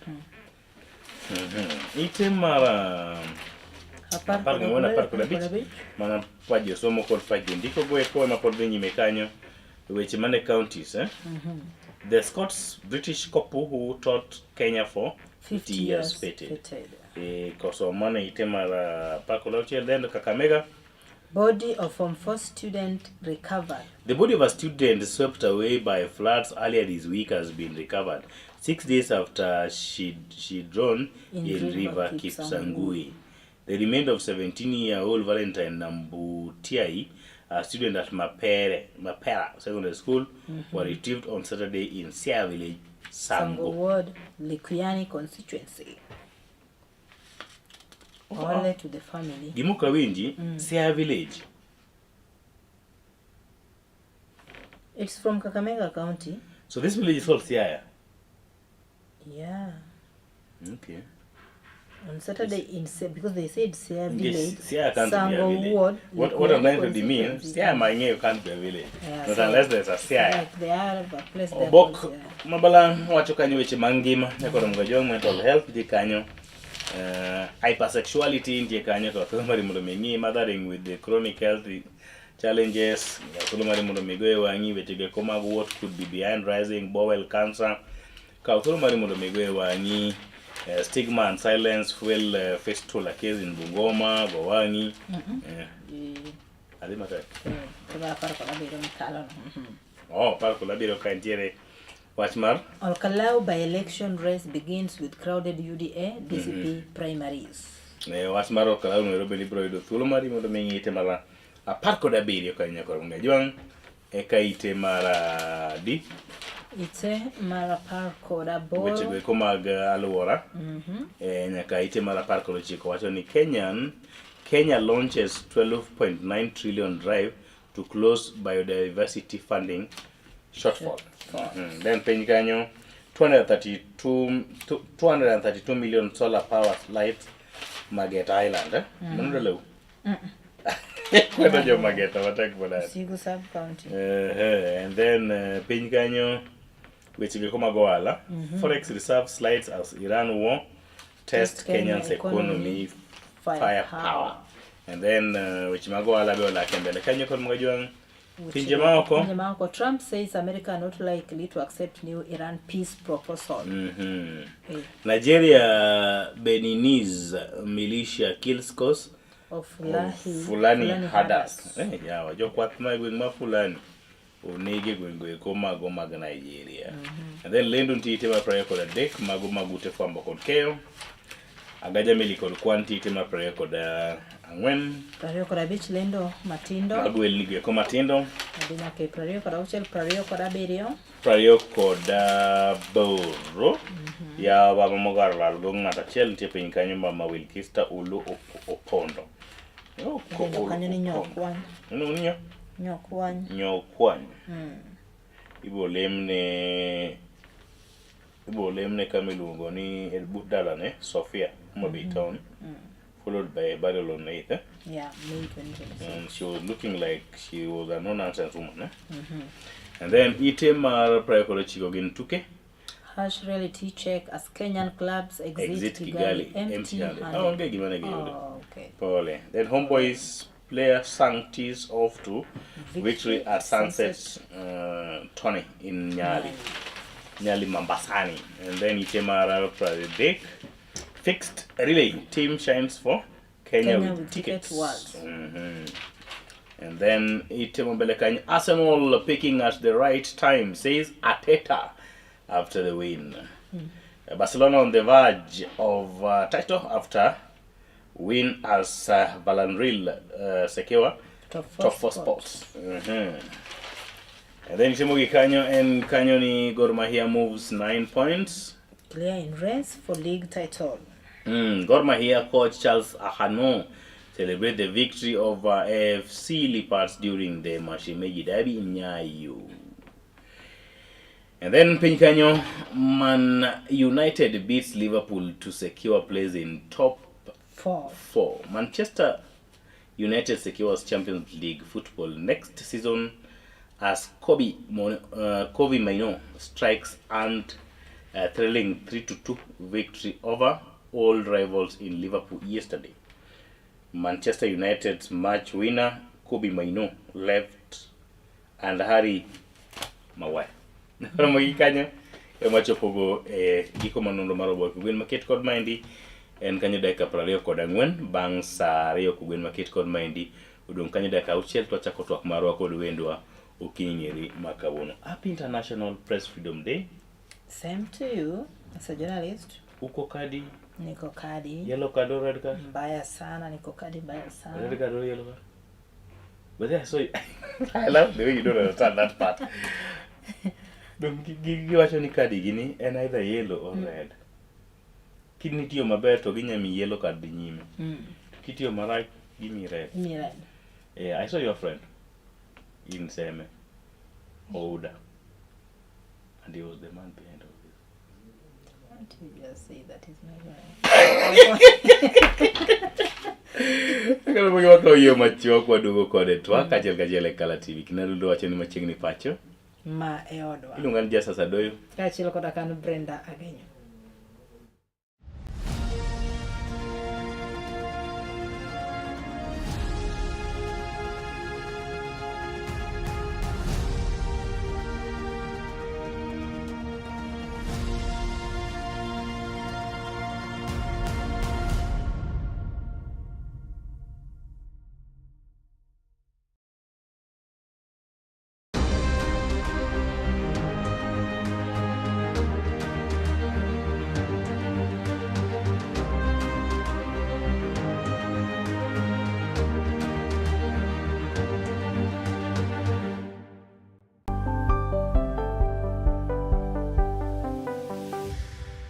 Piny koro tauru gi mare emomiyo Kala TV chako odiochiengi kod Sulwe Mokinyi. Ka bende Sulwe Mokinyi menyo odiochiengi juma mangima. Kawachako kod weche manyien matuche kendo miyo ing'eyo gik matimore e tung piny koni kod kocha. Ka bende warango kaka odiochiengi biro bedo e futo mar yamo e kor lwasi, nondo mar oboke, chal mar apeyni e kind mamoko mathoth. Bang'e to iyudo twak manimba kod jolony ma opogore opogore kanyakla kod kithor mar weche gweko ma opogore opogore. Wechego mag siasa, twak e weche ngima, somo, ohala e kind mamoko. Ema omiyo wuok tich nyaka tich abich itudori kod an Justus Adoyo kachiel koda ka an Brenda Agenyo saa 12 okinyi nyaka saa 4 onyango mana e Kala TV. Kala TV machiegni pacho ma e odwa.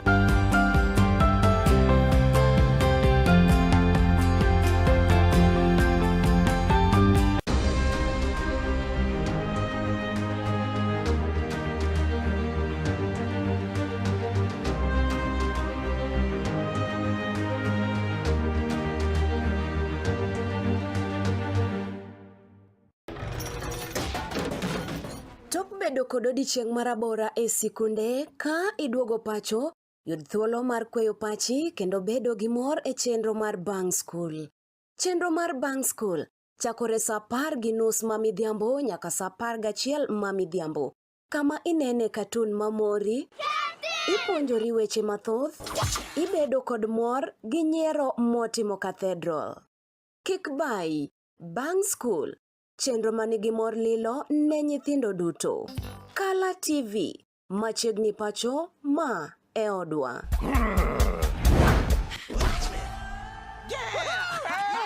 I've fallen and I can't get up.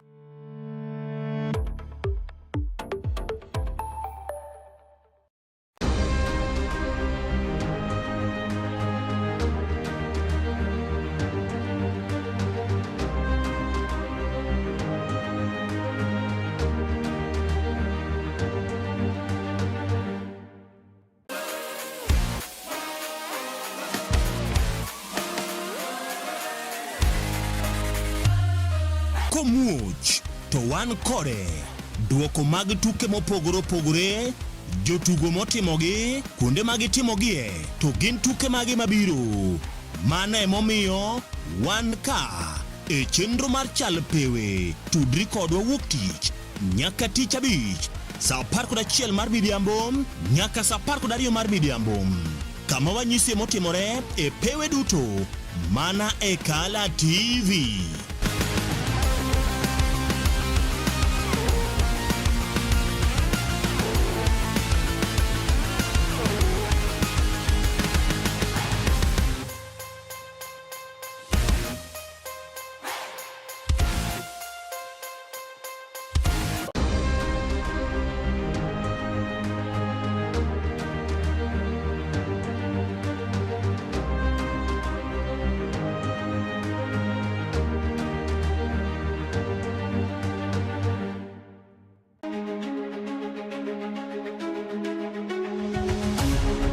Odiochieng' kodiochieng' yamb siasa kudho ma opogore opogore ka jotelo riwore kod duond buche siasa kaachiel kod riwruoge mag siasa bende mopogore opogore. Kaka japiny be ing'eyo kaka yamb siasa ringo e pacho kaendi, to gin dongruoge mage mowinjo bedi ni iyudo kaka japiny, to bende gin jotelo mage ma ochung' malaro lemo ma opogore opogore mabiro ni chieng' tich ang'wen ka tich ang'wen kochakore saa 3:30 mar otieno ka ikelo ni koda Joash Odhiambo Mitula. Magi duto iyudo mana ka okalo e chenro nendo mar orindi mar siasa mana e Kala TV. Orindi mar siasa, kik bai.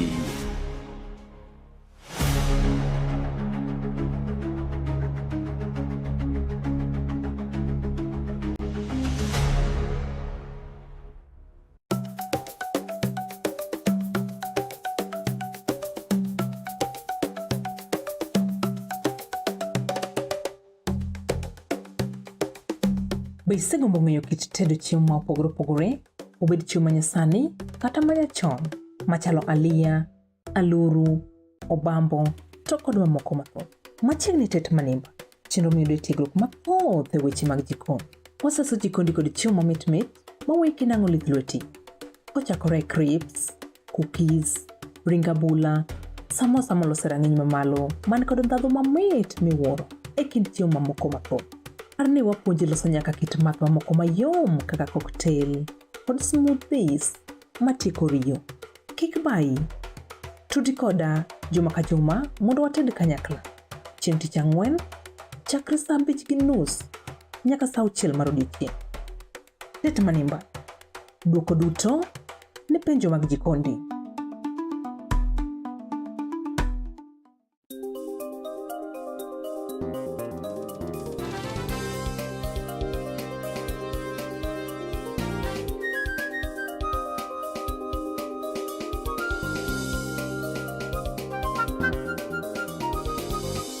Ineno Kala TV. Kala TV machiegni pacho ma e odwa.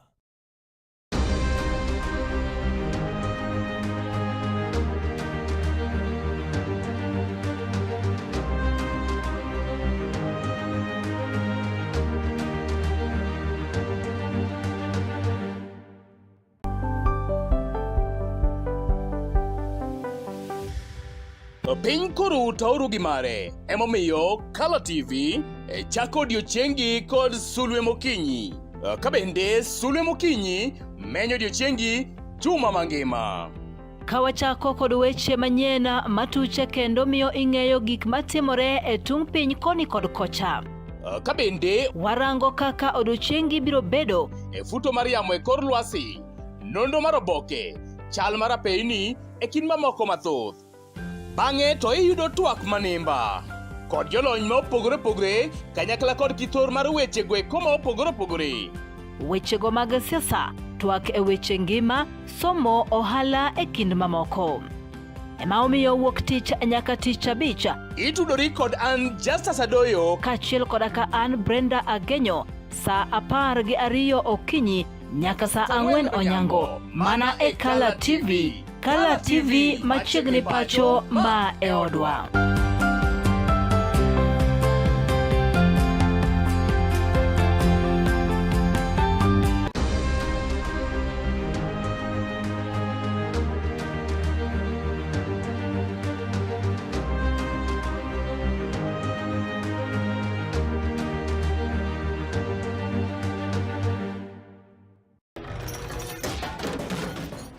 Bedo kod odiochieng' marabora e sikunde ka iduogo pacho, yud thuolo mar kweyo pachi kendo bedo gi mor e chenro mar Bang School.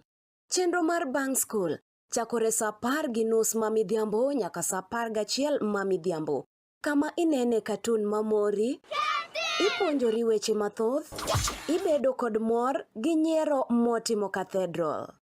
Kik bai, Bang School, chenro manigi mor lilo ne nyithindo duto. Kala TV, machiegni pacho ma e odwa.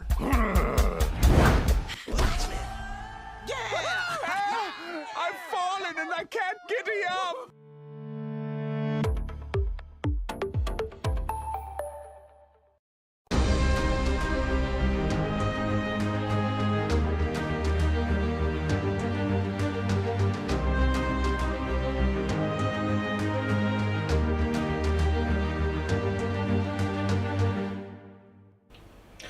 Oyawre kendo nyakoro mugajwang' kamoro moro maintie deko sikalo kanyo 34 bang' saa 2 kogwen waket kod maendi kaka nase yangonu en wuok tich makende Blessed Monday tarik 4 mabende wawacho ni Happy International Press Freedom Day en odiochieng' mabende dhiale odiochieng' jofwambo okinyi nieri maket kod maendi wantie kod wendo kaendi mano migosi Edgar mabende achiel kuom yogeko ongoke gweko mag siasa e Kisumu County mabende osingirre weche geki mag siasa. Edgar yawre ka othuli mos oganda jokanyena. Yawre oganda ma jokanyanam ageno ni chiemo maber Yesu ritou to maber ni waduok nero kamano ni wangima. Kamano. Edgar kapok ong'eyo weche geki ma kaka lwasi mar siasa ringo e pacho ka en kod Kisumu County en odiochieng' ma bende dhiale odiochieng' jofwambo. In ang'e ni isewuotho kendo isetiyo kod jofwambo mopogore opogore uruothono kodgi e pap masira yudou kanyakla. Gima dawach maler ni jofwambo to onego obed gadiere kendo gibed gi thuolo mar wuoyo. Exactly. Nikech jofwambo gin ma jokwedhe, magi jodolo. To gi jodolo mag jopiny te. Ng'i jodolo gi to nitie jodolo madolo mana ne jokanisa. Exactly. To jofwambo gin jodolo mawacho weche mag adier machando japiny matin, ng'ama tin, ng'ama ng'ongo, ng'ama tuo. Koro onego migi thuolo mar wuoyo.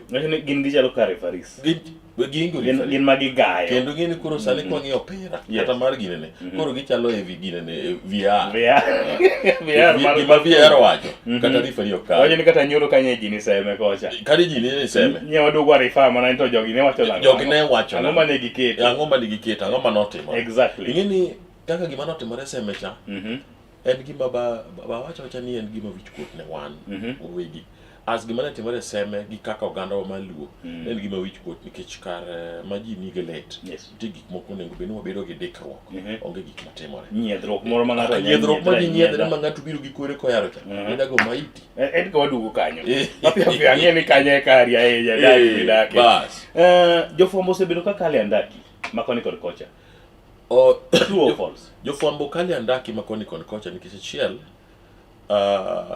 king'iyo mos jofwambo ing'eni chalo josiasa. Yes. To gima giembo go josiasa ni gin gik ma giwacho gin giwacho gik ma factual. Koro okonego beni mede chumbi. Okonego beni mede chumbi. Wache kaka en.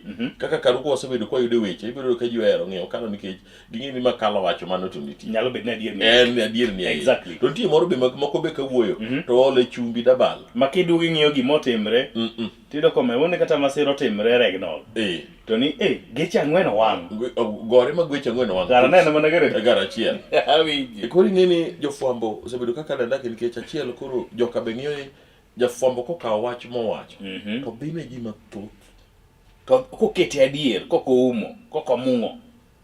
Kokete adier to ber kabisa kech miyo ng'ato ka ng'ato japiny yudo wach gi kukone gi kaka en ma ok omedi chumbi. Exactly. Koro miyo ng'eni gini en kama. Yes. Kinde mane wasomo media diga gima be nonyiso maduong' en ni onge sigana ma dipim gi ngimani. Sigana ma dipim gi ngimani. Koro kata kidhi e pap, kidhi manyo sigana, in manwago kodi mbaka ndalo moko ka wanie aput. Injo ka wacho ni kata ndalo mane jo Kenya Linda Mwananchi obiro, an wacho na yue nikech naneno gik mane timre, nyikwa mama pod te. Ing'eyo e pinywa ka ngima dhano ok dipim gi gimoro amora. Exactly. To en mana Nyasaye nochwewa jomoko mohero kasore to kata tho owuoyo ma tho, lakini ka tho chopo ni pup meke wacho jachir inyalo ringo miwe tho mabor. Kech ok inyal chike. Kech ngima en gima ok inyal ng'iewo, ngima ok en gima inyalo tugo. Koro kata ka Linda Mwananchi nyo obiro ka ji wacho Linda ground, Linda kianga, Linda mama, Linda te. To kane gichopo to kaluwore kaka kweth mar jopiny ne nigi joka kata gitindo kata gidongo kata ochulgi kata ok ochulgi kata gichiwre achiwa nyaka jolinda nyumba te nowar mobedo Linda Mwananchi. Erokamano. Matiende ni ing'iyo ni kadipo nyalo temo pingogi to chuny ng'acha ikia. Chuny dhano en ng'ato japiny. En mong'e pare, gima pare chunye. Ma kata jok miwacho ni guns ji te gin guns. Level mopogore. Kaki wacho gani ji te gin jonek. Gin guns. Level mar neko. Guns michul. Ma ng'ato odonje kende. Ma kit ngima ng'ato ket ng'ato. Nitiere kata mana odi. Diwuok ka didok e ot kiseting'o ilando weche tidok e ot tiyudo ka jirani dwa timo weche mok maber gi famili ni. Ilokori gun. Owe kanyo Edgar.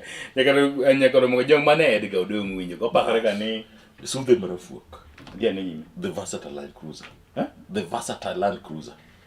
Edgar, kapok kami thuolo mondo ipimnwa kumba nyingi mar Sulwe Marafuok ni nowuoke. Watiek wa jofwambo ni. Moko kuom jofwambo matene machon miparo noting'o ng'awagi. Ma samoro kane tin to ne ichiewi.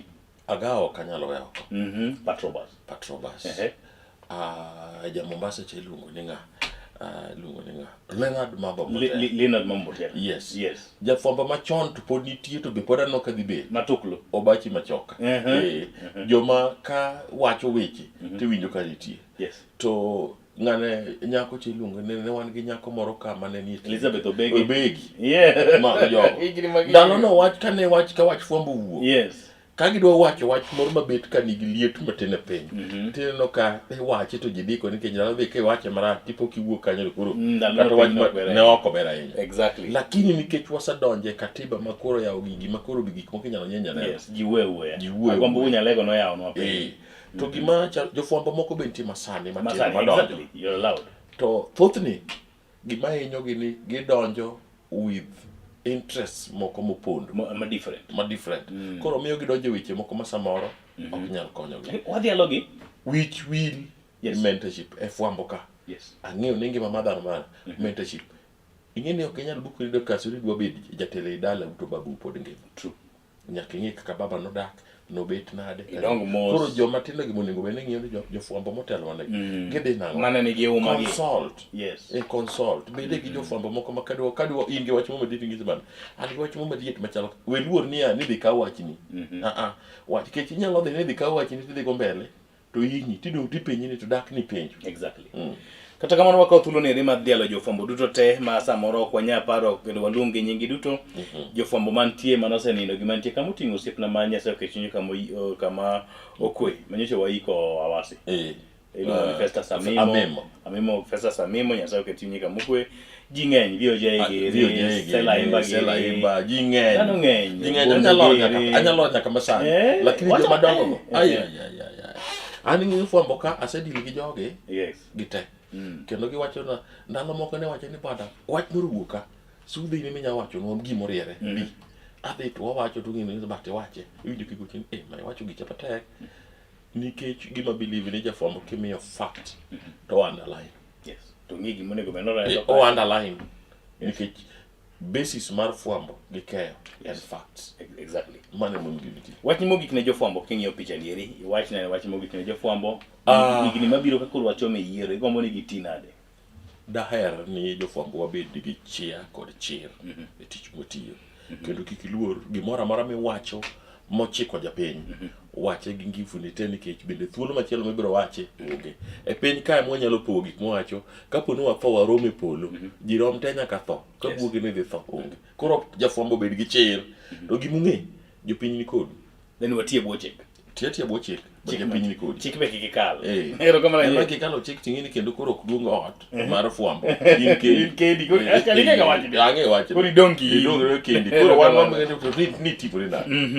Happy International Press Freedom Day odiochieng' ma kawuono mwadhi alo odiochieng' gi jofwambo ma bende wabede kod thuolo mar reflecting back kendo wang'iyo ni to osebedo nade higni mokalo chien. Kata kamano mapiyo piyo Edgar walok tanga wang'e ni to lwasi mar siasa osebedo kadhi nade e Kisumu County. Wachak kod the most recent. Mane. Gi ine nang'o seme. Kane iiko jaduong' Eliud Okaka Nyikal. Wuon jaod bwana maseme Dr. James Wambura Nyikal. En nyasi manochakre kod mbola kod mor kod ilo kendo gi muolo. Tubukru donjo tunjaowa gi welo Edgar. Ujo manade. Gima notimre seme. En gima nowuok gima en achaya. Tamruok ng'eyo ni ngima ma dhano onego wachop ni kanye. To sama ji nigi lit onego watim ang'o. En adieri makende ne osebedo kenjwa ka ni kama josiasa rome gi ji mayot en liel. Hunji mar liel. To liend jaduong' machal kamacha ma bende iwacho ni celebrating a life. Yes. 104. Akini goji cha ben part of celebration. Awinji. Boni ywak to pogore. Jomoko thalo ji e ywak. To gima notimore kuomwa joma josiasa. Ang'eyo ni biro wachi kendo naneno ka wuoyi moro wacho kacha ni jomoko bigo magoji. To josiasa be wuotho gi e wuoyi ma bende badgi dongo, e wuoyi ma bende nigi ilo, e wuoyi ma mor kodgi. Yes. Seche moko ok dala umo vijendegi. Nikech thothgi onge manodhi liel nong'eyo Nyikal jaduong' negi kia. Negi kia. Kata na wuon mabet kodi kani Nyikal osiepna jaod bura masema ng'e nyaka minodegi to nyoka ng'eyo to be honest ni kara wuon gi nyepod ngima. To Nyikal mweshimiwa mbunge to negi ng'eyo. Exactly. Ema koro negi yudo liel. Koro kane giwacho ni gidhi ywage to ok ichak ikelne stress. Onego bed ni gidhiale kaka gidhiale ga ken jaduong' mar duol cha. Aparo ni kata kadwa donjo mondo ji ong'e ni ambe mbi moro wango to nitie kama kapango parade to ji chope. That is exactly what Nyikal said. Ichopo kamoro to kore weyo. Openjo niya, Senator, bi wuothe gi jok ma kichogo ni koro kake kokal to giwinji. Neno ka Senator kodwoko. Onyiero. Nikech ang'o? I don't know. Kipidho buk mager to imbe ok imiye ga chiemo maber. Iwinja. Chieng' mimiye chiemo, odwa no confirm ni notiyoga. Ok inyal choge. Hold on. Yes. Mano tinang. Matina niya. Kumujende wagi. Joka no miti to jende gi ok inyal blame. By the way, there is a time adwa ng'isi. You know bouncers. There is a time for a very long time I was official spokesperson mar bouncers and security personnel mag VIP protection Kisumu County. You were once a bouncer? Yes. Okay. Kuma nyinga mar sude mar fu. Koro an gi the guy, an gi ng'amo lonye weche gi. Yes. Uno winjo weche gi kuku gi osebedo nade. Let's hold it on. Hold on. Waduogo chien. Mokwongo. Bedo bonsa. Is it a sober job? Yes, very sober. Pimnwa kako ber. Very sober. Koth chako goji gi kure. Koth chako goji niya. Principal duty mari ni wadhi rito jafwambo. Amanyo kom duty mara en riti. Komudo bura maseme korado na tao. Komudo bura maseme. To wadhi asekuru an aseyangora kendo imiya tich ichula na diti. Edgar, in a chief security officer. Ngimani gi gik mitimo kama dhi inyi, kama dhi geng'i nyaka chung. Gi interest What is your main responsibility rito jatelo? Kalore kod job description. Yes. Rito jatelo gi interest gete. Iwinjo ni interest gete. Kae maroth wuoke. Kiseche moka protect interest ni, I have failed in my duty. Okay. Iwinjo. To roth no is not the first thing. Nitiega gengo, just dhira holding it on. Ineno. Nitiega kamoro miyudo ka ji dhirore to angum to ng'en madongo to mago it ng'ato onge. I saw that. Onge, ok go ng'ato. To nitie kama koro winjo ni goye ng'ato, matiende niya, nitiere jomoko be madonje wach mar bouncer security ka, man gi interest mopogore. Winjo ni ka ni sim gani okwal kiang'o, mang pala be wuoke. Ineno. Then ka ng'ato biro, in jatenda marito, to ng'ato biro to setem sige to tamo, to muoma mumoko biro. Training mora mora mar security and life protection ania, ng'ano en ng'ama act in a manner likely to suggest, onyalo nego jatelo. Neno kotimene rais neno kotimene rais Kibera mano wuotho gi jopiny joleng'e to ng'ato achiel okawo advantage obapi. Hold on. What do you do as a security? Mano ng'ama you have to take hold of because pache insecurity konya bedo gi molo pini ka ok en pi wach ni en grenade pi nolwar to pukore ka en grenade. Yini jomoko nye paro ni mano AI. No. Okay, and watch no sadirbe. Correct. Okay, ne AI. Ten mania, you know, Kenya is a Kenjwaka. Kenjwa en kamoro ma jopiny moro kodi foot monia. To jopiny chwanyore dak kaka matin. To gima ng'e timo kia. To ngima wa kaka osedak. Paro ni ng'ane dhi hinya ni bende usieko ga sieka. Wa jomo herore. Iyudo ka jomo gore nyoro.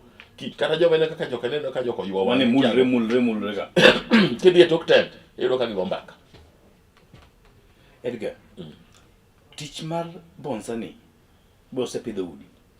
Tich mar bonsa osepidho udi kind of structured mang'eny. Ana ni pimna gi ndalo ni. Asebede gi ndalo mang'eny ne wan gi joma chalo mada gini, wabedo gi mano would Majalena Kai. I know madam, my friend.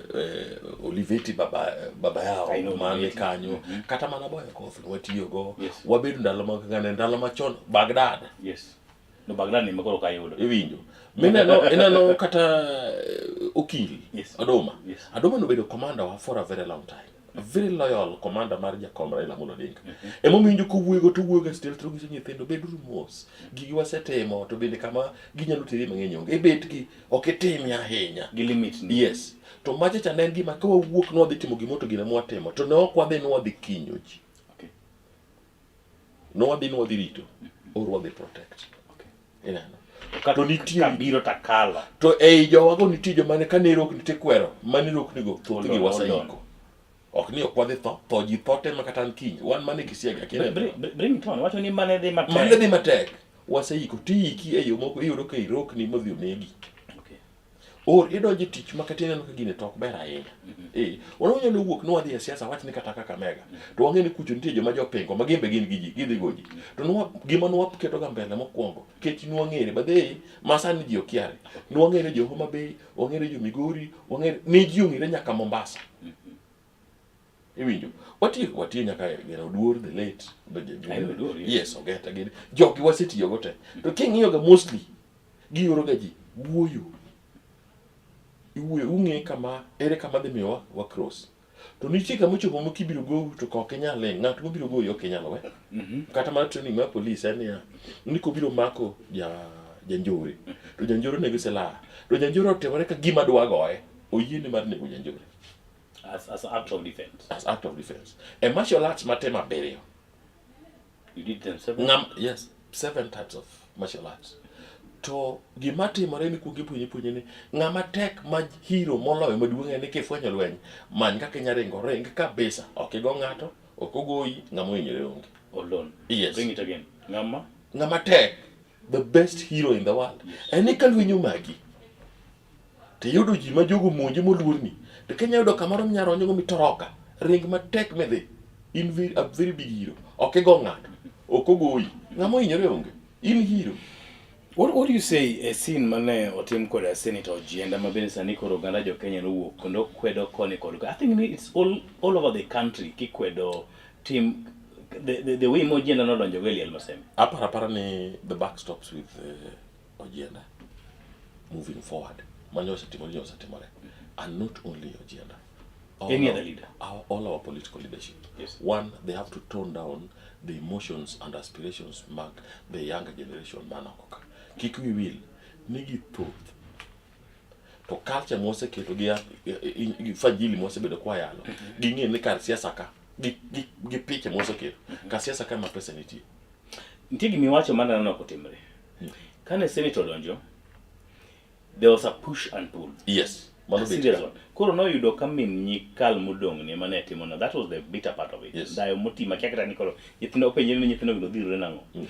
They did a push and pull for around 10 minutes. Gimoro moruchu. Kanye kuma would nyikal chano make microphone mo chako dao. Reasons being push and pull no bedo because yes. Eseche majatelo biro tedo kodonje ikindi. Koro jomo protect VIP protection temo ga mondo shield. To ko shield joma moko ka bende gi interest gi ok gido ni dire koro push and pull. Hold on. Yes. Kane jatelo biro nitie jomo biro go e gache. Yes. Mawa few. Very few. Yes. Gech Prado chapa ni jatelo ma ingi Prada chiel.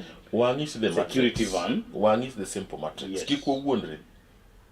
The simple matrix nange na the alien kacha. Ta samora nyabedo na yodo opponents. Koro nchi team mioroga ahead of that happened. Machalo NSIS ma the national government. They some ground. Give some ground and they give reports back. So give report back. Can it reinforcement to reinforce? Niti team madong mawuotho gi jatelo. Can reinforcement mabange nitie. So move in a form of security machalo my president. Nitie backup security, nitie the nuclear security. Can team also be mbele masomo ground magoro intelligence. Kata lwenj mar America gi Iran. Iwinjo gi yone intelligence ki ng'ano ma ki nitie miyo isoga sa iye kacha. Owuondo ni kudi lakini osomo. Mani gima koro scene masemecha.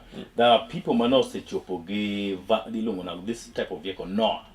Magi nege. The funny thing was they were not even interested in matemare iye kacha. Ginegi te gate ka. Gine teach. Exactly. Yes. So the moment gimane okelo push and pull, the moment majatelo no selore gari. VIP entrance. Mochako move gi joge men ge gari gi biro. O yudo this crowd be koro donje fosni. Kochope gate kapok ochopo kuma koro donjo go red carpet, there are original security ma were not part of him. Yes. Ma already set here. Their duty also is to make sure that Liel is peaceful to Jokodo. Exactly. To Jok again gi paro ni security moket because mane pachi jogo ket kanyo mondo gang ng'at gi. Okay. A push and pull. Koro in the process of push and pull, eyudo ga kakoro push and pull ji ok gore to iyawne kade jatelo kalo. Gimo nego timre. Onego bene we jatelo kalo. Thuolo okalo gi ADs magi at least one or two. Yes. To kain gi team moro man wuotho kuma special. To en monego bene identify. But seats were limited. Watch this. Yes. They said the kunde mangen ma push and pull no kata mana duma kuwuor kena kode. Kuchowa to yudo ka joge man go dhiro jae te no kolokore to loso gi joge. Mos. Kata kokoloso even by action. Sign moketo. Sign moro moketo. Koro kacha Edgar gichopo. This original security marito VIP entrance ni is overpowered. Ya jatelo kende. Yes. Wakata wanbe wan mana ka security moko yo kata mana ma police marito MPs. You anti backside magi bete. Yet kaka gisedonjo kacha we assume everything was okay. Jatelo kende. They didn't want to listen to that. They always don't want to listen because when the culture every time more power more ma party leader manyo ni power wadwaro power. Yes. Gino doje wi everybody wants power. To jitero no bed machiegni gi power. Koro memiro ka this security personnel gidwaro gi sodo gidonjo machiegni gi bed in the name of protecting. But nitie code of conduct monego benigi thothgi 80% poko the training mar VIP protection. They need to get. That's true. Yes. Get the gym mote mo kuond gi. Because the gym to get the get tech ni to because energy is nyaunyo moro mo utho gari ke be samoro en. Nitie wan gi group, wan gi jogo ma jotene ma kodonjo kendo gi kata gi yuda ana wuon. To ka anti gi ma okatema mtiwinya ne bwana Edgar. Ebro nitie codes motiyo ga go nitie science motiyo. Idonjo line kari kendo gi nge level ni. There is hierarchy. Even in this VIP protection, kata security mena mwentemane. Nitia level ndalo wacha. Nitia hierarchy. Okay. Makindi the migori masenia. Ke inene tinge kama obede. Joma junior nitie kama obede. And your line is your line. Okay. Igro pole pole. Mane mamino ka jakom security bar jakom ne ga tight because ni wangere. Before we bring it to Jacom, I don't know take my ear. Erika kano ji yudo lemo gi tijegi. Ngato kosiep na mamada Nyalenda. Ngato kosiep na how do you call it? Oliveto. And these guys, they are people we meet in the community. It is by merit in terms of it's able to engage in one or two. You need the organization maingo because that organization is based on mode of communication and conducting the duty mumi to how successful it is. You know, anyalo pango parade, but in tier level mada jalo. Nyabedo gi platoon. Anyalo platoon because in the protection you watch in tier level ni and you make sure ni jogo mati around you is any command structure. Okay. Okteme yatima jiteme. Makapok Edgo wacho ni koro wawuodhuru. Yes, sila. Ndalo cha sila ni nitie to ne oko ng'eny ahinya ka sani. Sani sila ng'eny because jite jogo gin joma ovyo.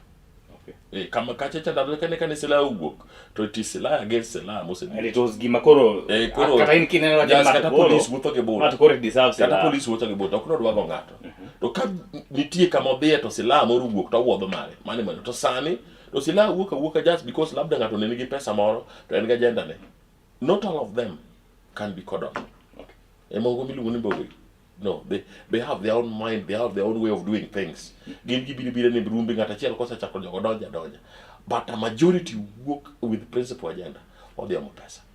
Okay. Koro person kaka yode, niti makwalogi, niti matemango, but gina yiwaka. We cannot, that is human nature. Gina yiwaka. How disciplinary? I don't know moko kani gisude, moko berwaka rauka ki lunango. Thoth ne man gi sude go. To they are not so many. Ginyalo chopo 20 to 30. To modong mineno marwako combats mang'eny magi. Actually that's the name went of my mind, the combado. My combado. Unti combats be mas significant, be kind systematic. Mago be they are under structure, under instruction mo okonyal timo gimoro moyomo kamano. To mamoko gi ema ingine moko iluongo ni security support. Okay. Gibiro kanyo to gik magitimo samoro. Mana jogo ema nyalo gengo gi but make you at the right time. Yes, which some of it, when I know a trend were being work, ni joma security mag mbugi masane. Kabiro gibiro kagin already gisa belo gimoro to is just an excuse. Koro act in the name of ni and koro kiagi matemore and koro we thought. No, mano bi umo wange. Okay. Tundalo wacha ngeni kata mana bilo gimoro no. Ok no yeni. So that an action you take is an action, a decision you make, because until decision might be made by the commander, the lead team. Until decision might be made by your team leader. Okay, because the general team, lead team, like the commander. Yes. Then you can take sections. Kata kama ungi 20. Until gina cluster maji beach. Mangata chielo terone. Mami jog instruction. Because ko wadi kaka karoli alkacha. Until ngama command the whole ground. Until ngama niye Dias, men kama just ntinga mani crowd ka, ntinga mani gate. You make decisions according to situation. I see them with some of them small walkie-talkies like the one million or one tiyo kani. Walkie-talkies go moko kijoko moko tinga oketiyo. Gikia, isa no kagi wo. Inko recharge. Okacha. That is the truth. That's the truth. And tinde wate amamo ndwangisi gini kineno ko minga to walkie-talkie. Pano ngano nigi level of command. Kama inti no, o command at least 7 people. Hold on. Inyabedo ni Edgar ingi grubi moro kanyo. Sude security and blah blah blah. Yes. Ingi ji predict. Yes. Ami teach. Ni ade timo campaign. Kolwa. Yes. Kama antie ala raga duigiri, ala raga nerea giri. Papa kubera hinya. Erika kipango pale. Papa kubera hinya ni enmane. Papa kubera idi goyi because Papa kubera joka be opango to attack my function. Giving you a counter.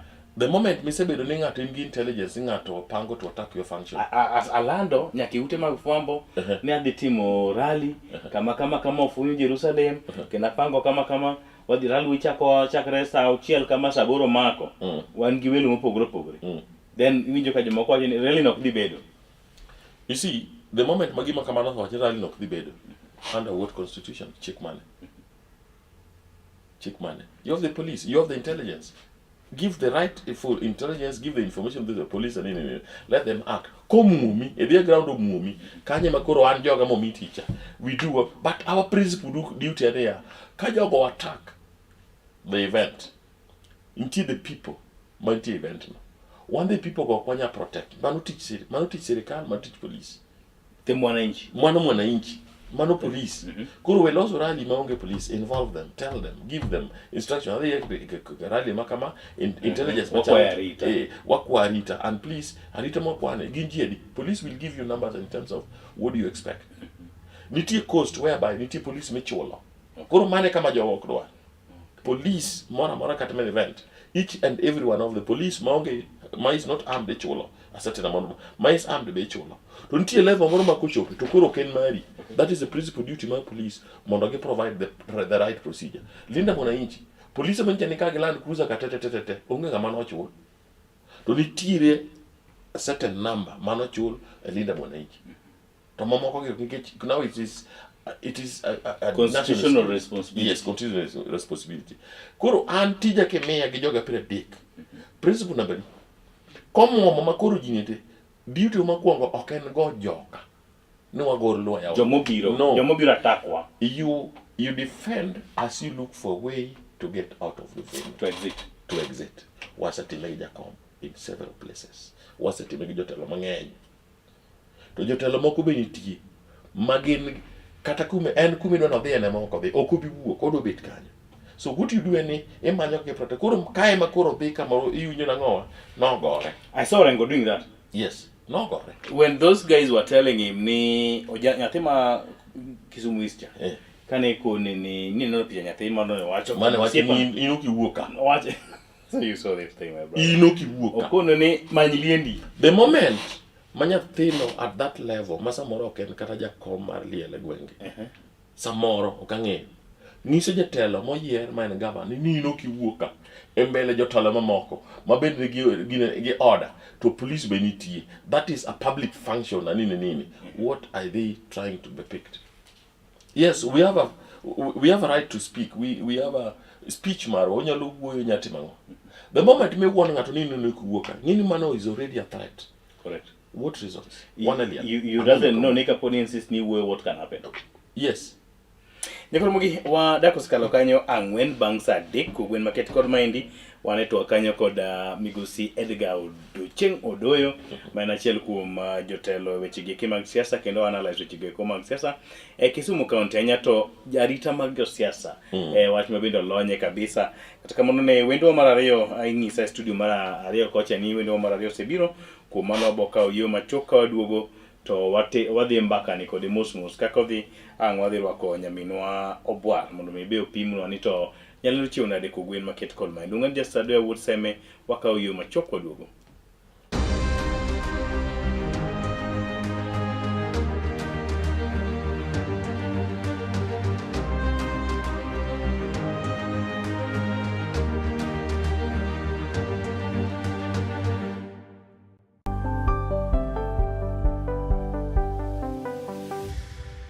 Piny koro tauru gi mare emomiyo Color TV chako odiochiengi kod Sulwe Mokinyi. Kabende Sulwe Mokinyi menyo odiochiengi juma mangima. Kawachako kod weche manyien matuche kendo miyo ing'eyo gik matimore e tung piny koni kod kocha. Kabende warango kaka odiochiengi biro bedo e futo mar yamo e kor lwasi, nondo mar oboke, chal mar apeyni e kin mamoko mathoth.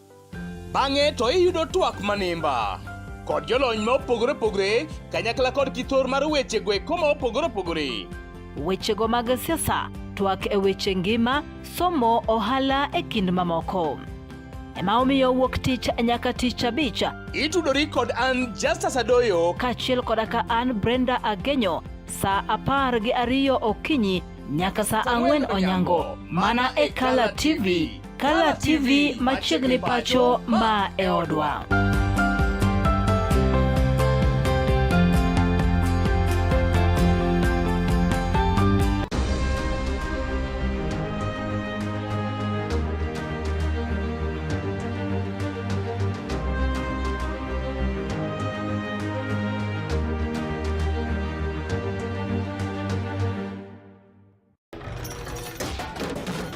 Tok bedo kod odiochieng' marabora e sikunde ka iduogo pacho, Yud thuolo mar kweyo pachi kendo bedo gi mor e chenro mar Bang School.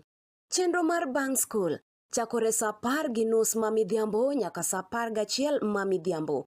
Kama inene katun mamori, ipuonjori weche mathoth, ibedo kod mor gi nyiero motimo Cathedral. Kik bai, Bang School, chenro manigi mor lilo ne nyithindo duto. Kala TV, machiegni pacho ma e odwa.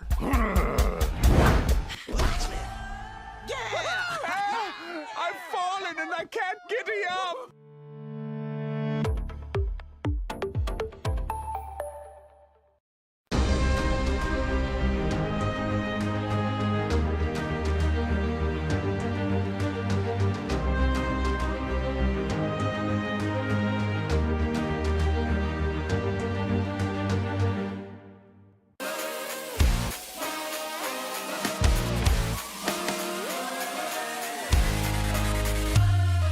Komuoch to wan kode duoko mag tuke mopogore opogore, jotugo motimogi, kuonde mag timogie, to gin tuke mage mabiro. Mano emomiyo wan ka e chenro mar chal pewe. Tudri kodwa wuok tich nyaka tich abich saa 11 mar midhiambo nyaka saa 12 mar midhiambo. Kama wanyisi motimore e pewe duto mana e Kala TV.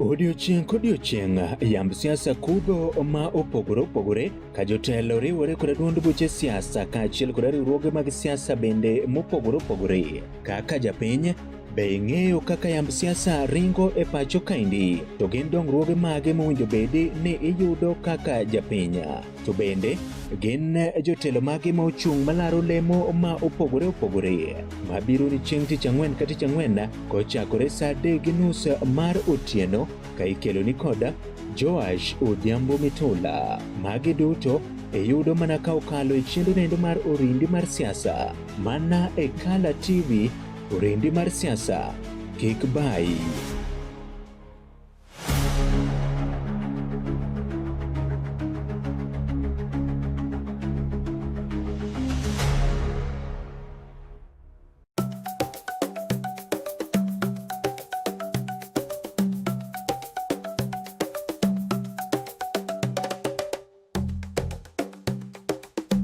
Be isegombo ng'eyo kit tedo chiemo ma opogore opogore, obed chiemo manyasani kata manyachon, machalo aliya, aluru, obambo, to kod mamoko mathoth. Machiegni tet manimba, chenro miyudo tiegruok mathoth e weche mag jikon. Waseso jikondi kod chiemo mamit mit maweki nang'o lith lweti. Kochakore crepes, cookies, ring abula, samosa molose rang'iny mamalo man kod ndhadhu mamit miwuoro e kind chiemo mamoko mathoth. Arni wapuonji loso nyaka kit math mamoko mayom kaka cocktail kod smoothies matieko riyo.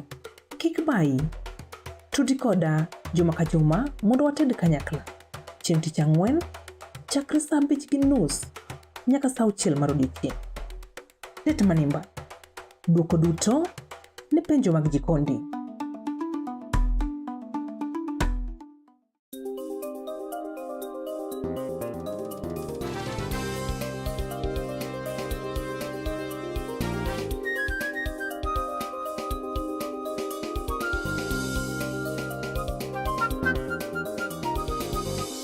Ineno Kala TV. Kala TV machiegni pacho ma e odwa.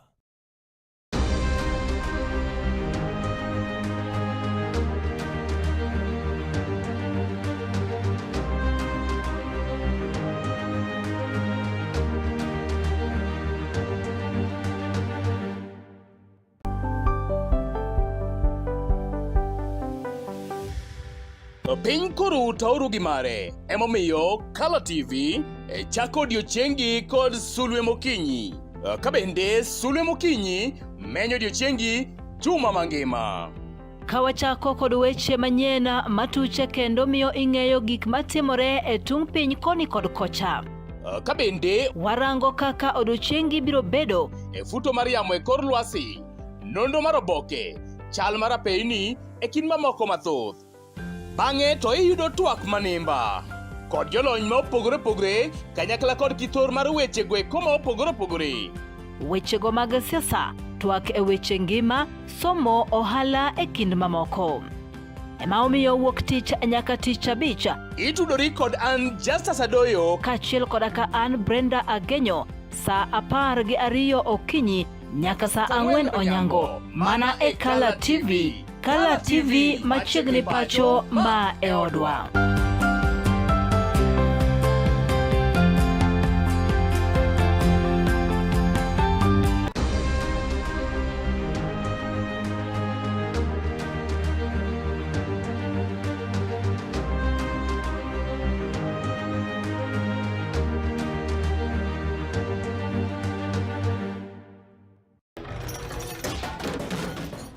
Bedo kod odiochieng' marabora e sikunde ka iduogo pacho, yud thuolo mar kweyo pachi kendo bedo gi mor e chenro mar Bang School. Chenro mar Bang School chakore saa 10:30 ma midhiambo nyaka saa 11 ma midhiambo. Kama inene katun mamori, ipuonjori weche mathoth, ibedo kod mor gi nyiero motimo Cathedral. Kik bai, Bang School, chenro manigi mor lilo ne nyithindo duto. Kala TV, machiegni pacho ma e odwa.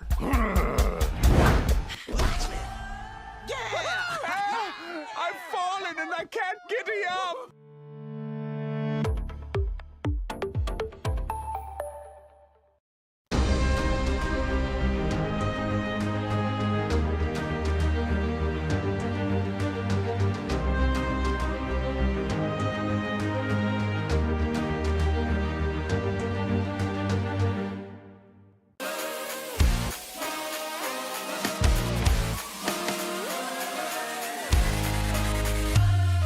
Komuoch to wan kode duoko mag tuke mopogore opogore, jotugo motimogi, kuonde mag timogie, to gin tuke magi mabiro. Mano emomiyo wan ka e chenro mar chal pewe, tudri kodwa wuok tich nyaka tich abich saa 11 mar midhiambo nyaka saa 12 mar midhiambo. Kama wanyisi motimore e pewe duto mana e Kala TV.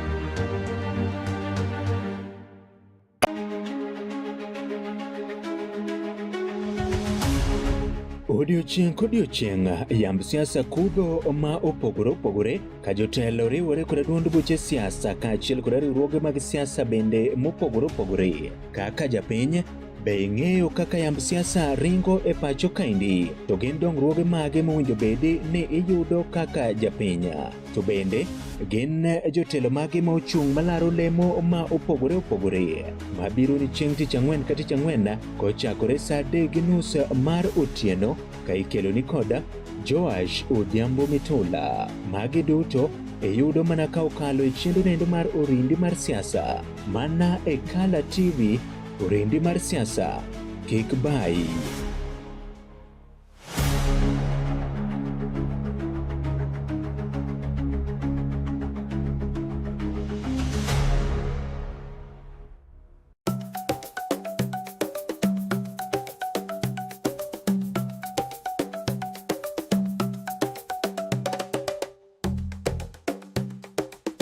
Be isegombo ng'eyo kit tedo chiemo ma opogore opogore, obed chiemo manyasani kata manyachon, machalo aliya, aluru, obambo, to kod mamoko mathoth. Machiegni tet manimba, chenro miyudo tiegruok mathoth e weche mag jikon. Waseso jikondi kod chiemo mamit maweki nang'o lith lweti. Kochakore crips, cookies, ring abula, samosa molose rang'iny mamalo man kod ndhadhu mamit miwuoro e kind chiemo mamoko mathoth. Par ni wapuonji loso nyaka kit math mamoko mayom kaka cocktail kod smoothies matieko riyo. Kik bayi, tudi koda juma ka juma mondo wated kanyakla. Chieng' tich ang'wen, chakre saa 5:30 nyaka saa 6 mar odiechieng'. Tet manimba, duoko duto ne penjo mag jikondi.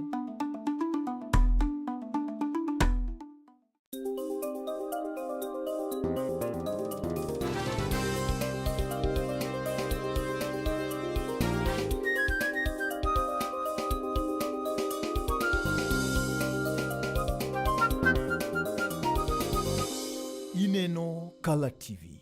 Kala TV machiegni pacho. Ma e odwa.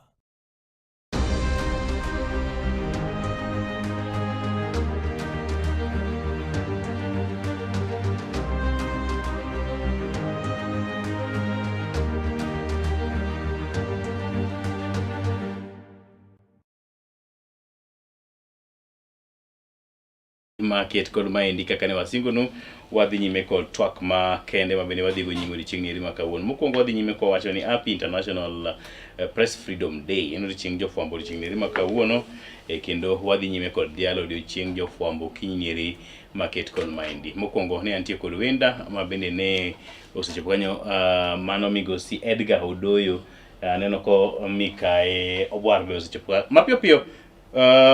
Producer mara neno ka mheshimiwa Rogers Okea jalar kom governor achiel kuom jalar kom governor Kisumu County manyo lai kendo chalkima achiel kachiel odno omose jokanyanam. Mheshimiwa yawre okinyi ma kawuono kiwinja tinge duondi mose jokanyanam. Oyawre ahinya Justus kendo moso jokanyanam duto no yawre uru duto. Pinyoru nade kama intie? Aru maber.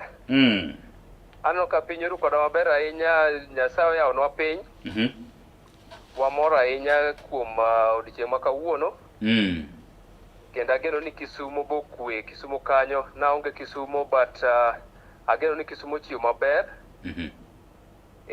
Jokanyanam ageno ne odhi kodi maber kanyo. Mheshimiwa wabe waru maber, wawacho ni waru maber mak mana ma ng'ato chiwoge ode mok dwa ng'e. To kata kamano weekend nyobedo marabor inya paro nye oganda odhi e yik mar wuon jaod bura maseme Dr. James Nyikal mano jaduong' Eliud Okaka Nyikal ma bende ni iko giko dirani eri nyi winjo weche manyobedo kanyo bang' ka seneta ma Kisumu nyodonjo kod kweth mare bang'e jopiny bende ne oramo ni ni seneta Masia James orengo koro kuwa ang'o minya wache weche geki? Ne wich kuot ahinya ne oganda wa mar Luo. Oganda wa mar Luo wasebedo gi kwe higni mang'eny kendo wan oganda ma oseng'ewa ka jok ma at least oritore okwan joma ohero lweny ahinya. But siasa ma koro wachomo ka ma koro Raila nowewa ka Raila ne otayowa maber ahinya mane waonge weche mag aneno ko wawito kanyo migosi Rogers Okea kata kamano wadhi yude e thuolo machok mabiro mbele kanyo kod mga juang just hold on there. Jaduong' Okea nyalo winjowa? Winjo maber ahinya Mr. Justin. Machiegni dhi nyime kod wach mane lero ne oganda jokanyanam. Jokanyanam wan joma nonyuol gi kwe kendo kaka onage wan joma ohero kwe ahinya. To kane Raila owewa, Raila noketowa gi kwe kendo noriwo wiwa duto kaka oganda. Kane Jasiaya obedo piny, ja South Nyanza obedo piny, ja Kisumu obedo piny, Raila noketo wiwa gi kwe. Lakini makoro ne jakom owewa ni to gi siasa makoro wakelo Kisumbwa kani ok en siasa maber ahinya. Kendo ne en wich kuot maduong' ahinya ne jowa ma jo Kisumu. Ne en wich kuot ahinya ne Nyikal kendo agoyo mos ahinya kuom lal mar baba ge Mr. Okaka. Kendo gima notimore e dala gi no ne en gima rach ahinya. Ne en wich kuot maduong' ahinya kane josiasa okelo guns e dala, okelo guns e liel en kar kuyo. To ne en wich kuot maduong' ahinya kendo I would like to wacho ne jokanyanam ni ma ok en siasa. kata wadwaro mbi e piny ka, wadwaro mbi e Kisumbwa ka, wadwaro mbi e Luo Nyanza waka, ok en yo mar yudo mbi e piny Luo ka. En wich kuot maduong' ahinya ka wanyalo tiyo gi kijendewa mondo wakony manyo tije, to watiyo kodgi marach, kendo watiyo kodgi kuom kelo wich kuot maduong' manotimore e piny mar Seme. Koro kondema ahinya gima notimore no endo, kendo akwayo ni wan jotelo wabed gi kwe kendo wamany yo maber monyalo empower godo jowa. Oteni ne ojende, Mheshimiwa. Yes. What would you tell young people? I would like to tell young people mago mar Kisumu ni sani josiasa oketowa gi yore ariyo ni en mana A kata B. Ni ka in A to in mana one term. To ka in B to in two term. Onego bed ni watiyo, jaduong' Owindi wacho ga ni jaluo ti gi wiyi. Ka Owindi wacho ni ti gi wiyi, onego watem wati gi wiwa ni sama jasiasa oketowa ni wan mana gi A gi B. Ang'o ma mondo wapar ni wan gi C bende. Ma C onego bed wabedo gi term mar economic revolution. Yeah? Economic revival. Wabedo gi C ma waparo ni ere kaka wanyalo yudo ne joluo tich. Ere kaka kijana wanyalo yudo tije. Koro wapar term mar tich, term mar kwe, term mar dongruok, term mar education. Kik wabed abeda ni en one term gi two term maonge yweyo. Mane makelo ywaruok e kindwa kaka oganda. To ka wanyalo bedo gi option C ma wang'iyo ni development marwa bedo nade, education wa bedo nade, kwe bedo nade, security bedo nade, healthcare bedo nade. Taparo ni wanyalo bedo wanyalo dongre kaka oganda. Erokamano ahinya Mheshimiwa. Weche ariyo mogik. Mokwongo, en odiochieng' ma wadhi ale odiochieng' jofwambo, Happy International Press Freedom Day. Wachni mochwok ne jofwambo odiochieng' ma kawuono ka wadhi ale odiochieng' ma bende wawacho ni Happy International Press Freedom Day. Mokwongo ago erokamano ahinya kuom miya thuolo mar loso gi oganda kendo loso gi jofwambo kawuono. Wantiere piny osechopo kuma koro ber ma wantiere gi technology kendo jofwambo sani ok odi ahinya kaka nodigi chon mani kokiwuoyo gi jopiny kata iwuoyo gi jopiny kata. Aseneno ka jofwambo osebedo creative ma joluowa lead a lot of platforms oko kacha. Wantiere gi podcast ma joluo lead oko kacha. Yes. Kendo I congratulate jowa bedo creative. We are ahead in terms of podcasting and other media information. More pass good information ne jopiny. Koro I congratulate jowa ahinya kuom bedo creative kendo ndiko weche kaka gin kata mana reporting things as they happen. Factual. Kaka wach manotimore Seme ka ne onge jofwambo, jopiny to ok ong'eyo gima notimore. Exactly. Koro that courage, resilience and the spirit mar transformation mane ma jofwambo ni godo, I congratulate gi ahinya kendo amor ahinya kana wabedo gi media breakfast gi jofwambo. Wadhi bedo kendo kodgi machiegni another media breakfast. Wanyalo kata bedo dinner gi jofwambo mondo walos kaka oganda.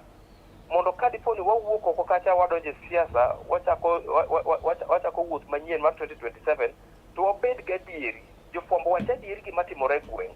Ka jatelo dhi marach dhi kwere, ka jatelo dhi marach dhi pake, mondo mi wakony jowa. To ka jofwambo ok obedo gi that media freedom, to ok wanyal ng'eyo adieri matimore.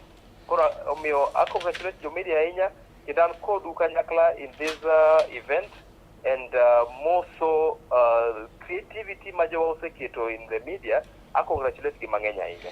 Erokamano ahinya Mheshimiwa kuom kawo thuolo mari kendo twak kod oganda joka Nyanambuku. Gwen maket kod maendi koro another noble duty ma in go ni yud thuolo bi twak kod oganda gi eki achiel kachiel kendo ka gineni kendo ka giwinjo duondi. Wachni mogik ne oganda jo Kisumu kotende kod ng'wei mar manyo kom gavana. Erokamano ahinya Justus, and mogik ne jo Kisumu County. Aparo ni Kisumu County is the only county man kod city e Luo Nyanza waka.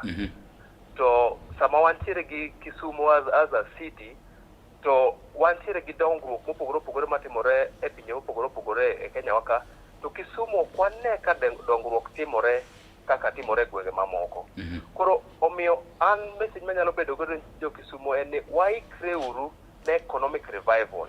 Waikre uru gombaka mar dongruok mar jo-Kisumu. An kawuok oko ne adonje siasa, ok adonje siasa ni adwa wacho weche mag tam. An gima kele siasa en ni adwa wacho weche mag dongruok mag jowa. Kaka wanyalo dongore e yore mag education, kaka wanyalo dongore e yore mag empowerment, kaka wanyalo dongore e yore mag pur. Nikech wantiere gi factory mang'eny man Kisumu ka manindo. Wantiere go oganda wa ma osomo ahinya kendo tijegi onge godo. Koro sama wawuok oko to watimo economic revival, ok wawuo about tam, but wawacho wach mar economic revival, to wang'eyo ni kembni wagi ginyalo chung' nang'o, to ka nitiere kembni maringo, to jowa bedo treated nang'o e kembni maringo gieki. Mondo mi at least jowa obed empowered, ka ng'ato somo to ndike kambi oyud right mare mar tich motiyogo e kambi kanyo. To ka dipo ni nitiere joma onge tich, to wang'e ni ere kaka wanyalo improve the economy marwa mondo jomoko bende oyud tije. To mogik, just as ne oganda mar Luo, oganda mar Luo chakre chon kwerewa ne tiyo matek ahinya, kendo ne wan jomonyalo, to ne wan gi nyadhi nikech ne wan gi mwandu, ne wan gi dhok, ne puothewa tiyo, kembni wa ne ntiere, kendo ne wamor ahinya. To nyadhi wacha osedok piny, kendo luor ma jomoko miyowa koro sani onge. Koro miyo sama biro madonje siasa ka, agombo ni wabed gi conversation ma positive, wabed gi conversation mar ng'eyo ni nyadhiwa mar Luo cha, ere kaka wanyalo duoke kuma ne ntiere cha. Omiyo ka ng'ato en profesa mar Jaluo, to profesa, wan gi profesa sani ma onge tije, wan gi profesa moko mi luor, ere kaka wanyalo duogo nyadhi cha e Luo wa ka, mondo mi omiwa luor kaka oganda, to kata obed mana ng'at ma nigi skill, wawuonde ni ng'ato en jakuo wuoche, en kata mana ng'at man jatweng'o, en kata mana fundi. Wan gi funde matiyo matek e Jua Kali kacha, wan gi joma tweng'o e oko kacha, but ok wa recognize jowa. Jotendwa oseneglect jowa. Koro abiro kang'e maber ni wan goganda man gi skills, wan goganda mosesomo, to nyadhiwa mar Luo cha onego waduoke kuma ne ntiere cha Justin. Okay. Erokamano nya mheshimiwa kuom kawo thuolo kendo lero machok ne oganda jokanyanam moko kuom nyandho mag wechego eko ma igeno mondo mi iket ne oganda jokanyanam, kendo wan kod thuolo kod yie ni Nyasaye komi thuolo to wabiro twak achiel kod achiel. An kod welo kama bende owacho ni amosi migosi Edgar Odoyo. Edgar nyatingo nduoni mos mheshimiwa. Mheshimiwa oyawore kama intie. Oyawore Edgar. Winjo wachni maber kabisa. An e gun miwacho ni. En mane atemo wacho ni ji te gin mana guns. Yes. Kiwange mo kata in mana gun en ni kiwango ni an klasi mopogore kaka iwacho ni. Koro wadwa ma ng'iyo kaka wada konyo ojende wagi mondo giwe bedo now the violent goons nitie nyaka psychological goons, but violence goon ema wadwa ni mondo otieke kar watem wamany kakuru mokarwa ka. Then antie koda mheshimiwa fulrine mheshimiwa wadu. Mheshimiwa oyawore. Oyawore ahinya. Kuom nyinga iluonga ni Jeroni Mokinyi Obwar, to nyinga mong'e kabisa en Nya Yesu. Amba kana wachi ni an gun. Yeah, female gun. Female gun. Ilaro kom kar chung'o bura ma. Ya MCA Nyalenda e ward. Erokamano. Erokamano ahinya mheshimiwa. Sa ni koro nego bed ni kaka jotelo wawuothuru kumoro achiel. Kata bed ni ji wacho tam, to wawacho uru tam mar economic revival mar Kisumu. Kisumu wanindo makata kidhi e pinje mamoko oko kacha, idhi piny Kisii, idhi piny Eldoret, iyudo ka economy ringo. Koro watemuru wacho wach mar economic revival, tam mar economic revival. Erokamano.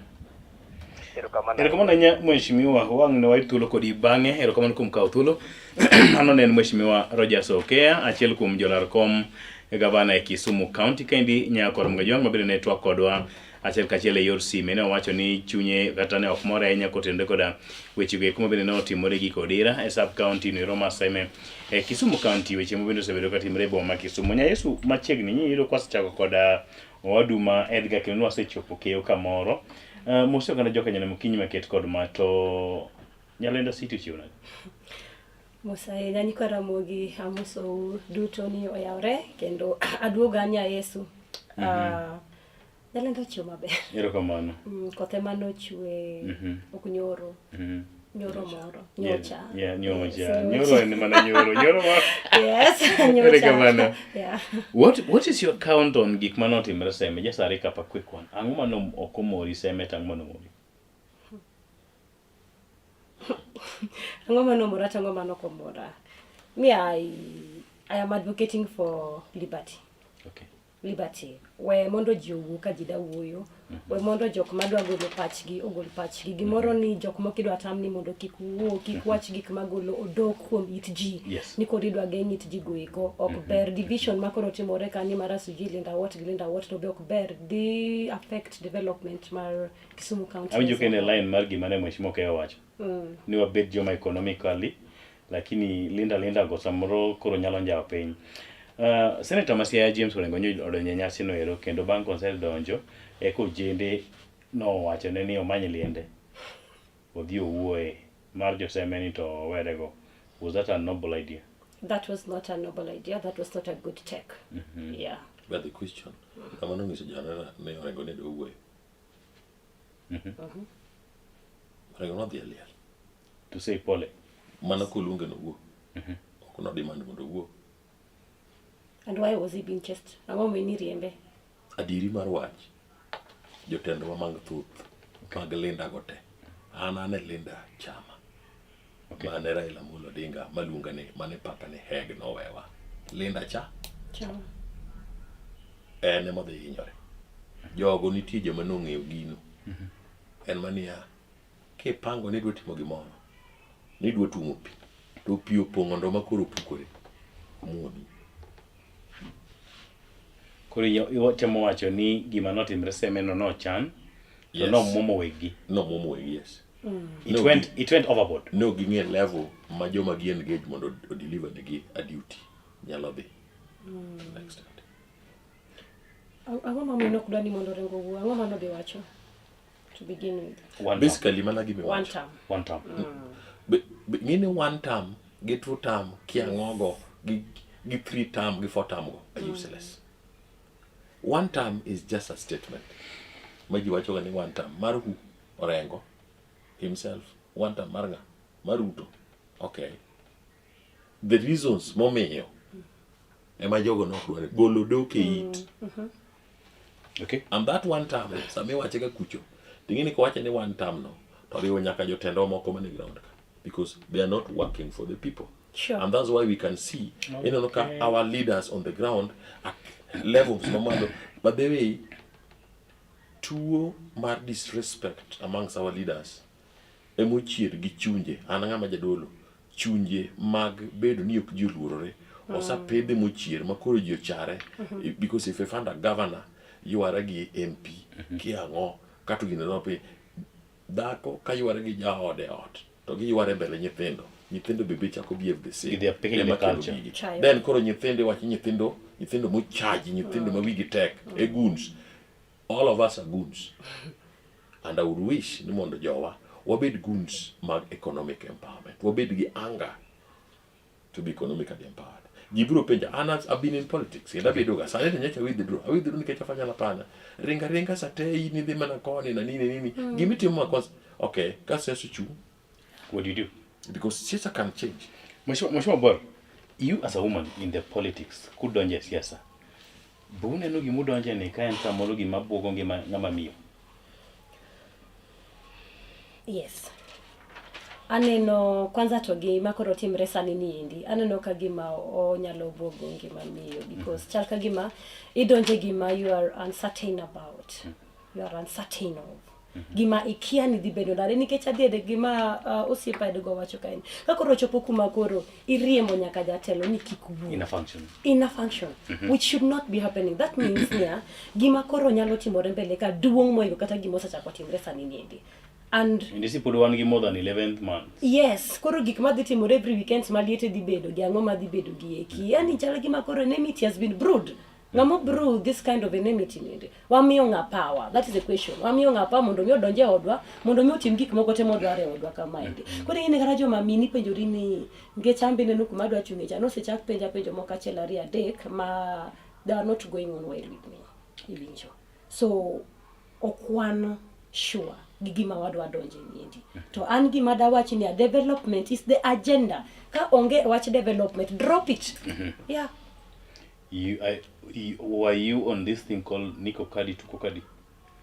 Tuko Kadi do nyaka jibedi nikech nyaka ji te register. But Niko Kadi Tuko Kadi, it is our leadership, the national leadership, the leadership more year. Ma wane mo cholo, wane mo chako ketu vis, ma fine. Just because nigi gonyalo and city, because Niko Kadi is an empowerment movement. Yeah. Whereby, yes, you only have a voice when you have a card to vote. Sure. You have your ID, Yeah. and that is an empowerment.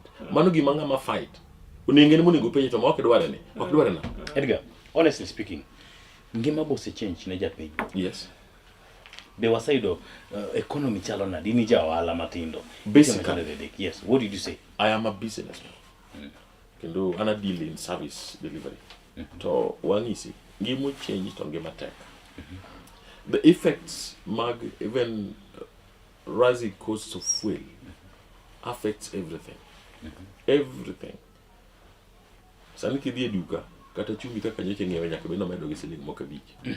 Life has changed. To life no ko change. Wangisi. A simpler way magi ngato nyalo go a public complaint about ngimo mo change or expense mar ngima odhi malo en ga bedo wild. Okay. Or some of the things you see amongst our younger generation over the way, awinjo kiluongo ne the younger, the youth. Jomane ne kacha moko gin youth. Jomane timo gika, a majority, almost 60% of gin youth.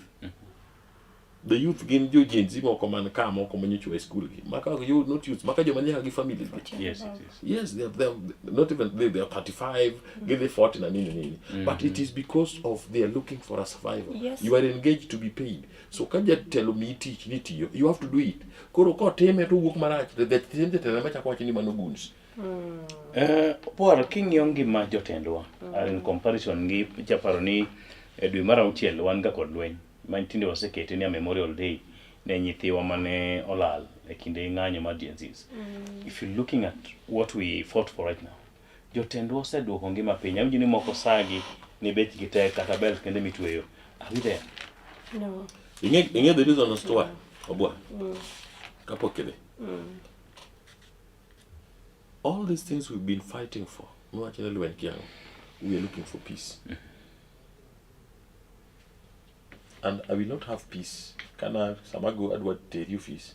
Teri wako samar siling me beach. Kesa donjo samara alfa uchiel. To msachi to pogore gino. Pick it from there. Yeah, it is true gima wacho ni endi, ngima to poko dok chien as per se. To gima nyalo wacho ni amor malich kaka ne joko matindo no fight. Iwinjo bakata moko no lose ngima gi, very sorry. But gima no timoro boko nyalo wacho ni the gima ne gitimo no indo is did not bear any fruit. It bore fruit. In fact, Kenya, we even now have a voice right now. But pod jomatindo, I'm even encouraging them and us mondo mi wamed fight nikech mbele kaendi aparo nde bed ni gima ne Gen Z timo last year no dok gitimo. What is going to happen past 2028 might even be beyond all of us. So fighting nyaka fight giminyo kadiga wacho ni the only way mwanyalo raise god of voices or mondo gikmuko become better is by being wild. But by being wild nyendi onego abedi ki facts. You also have to have knowledge. Yes, mafuta imeenda chini. Yes, tuseme chakula zimeenda chini. But let us also look at it at a point of maybe global level. Is this thing happening globally? And if it's happening globally, jatendwa marais enango ginigi monya lotimo. So let's talk about taxes. Sanina unjoni everyone is being taxed. Like everyone has to file their KRA files. The returns. Yes. Yeah, their returns. So now, but I'm looking at not everyone is employed. Not everyone is having a source of income. So how can we leverage? Wanyalo miona demo mnyaka japinyi matimugi miwachogani bottom up. Sanika koreko nego beni wane no watch mar bottom up. Iwinjo. It is true here.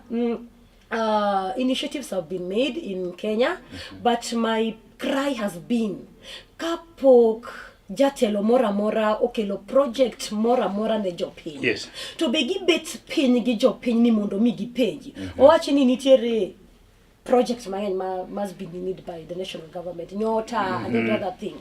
Kuri yini kata ata kong'iyo koro the objective of this. Don't you mano mi pesa mat awacha din ti jok moko mano mi pesa no mi ji loans akene ni gin pesa dia. Yes, yes. Ere ngama follow up loans gi kite timo gi nade to jogi to tiyo gi loans gi nade. Okwa bede jo piny ka jotelo makoda ngiso jotelo weche na kapok ikelo project mora no jo piny.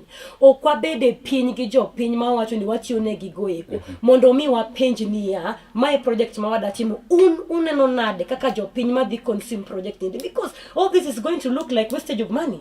Anabiro niya adwa nagero mcho to chono unu kudwacho udwa chiemo.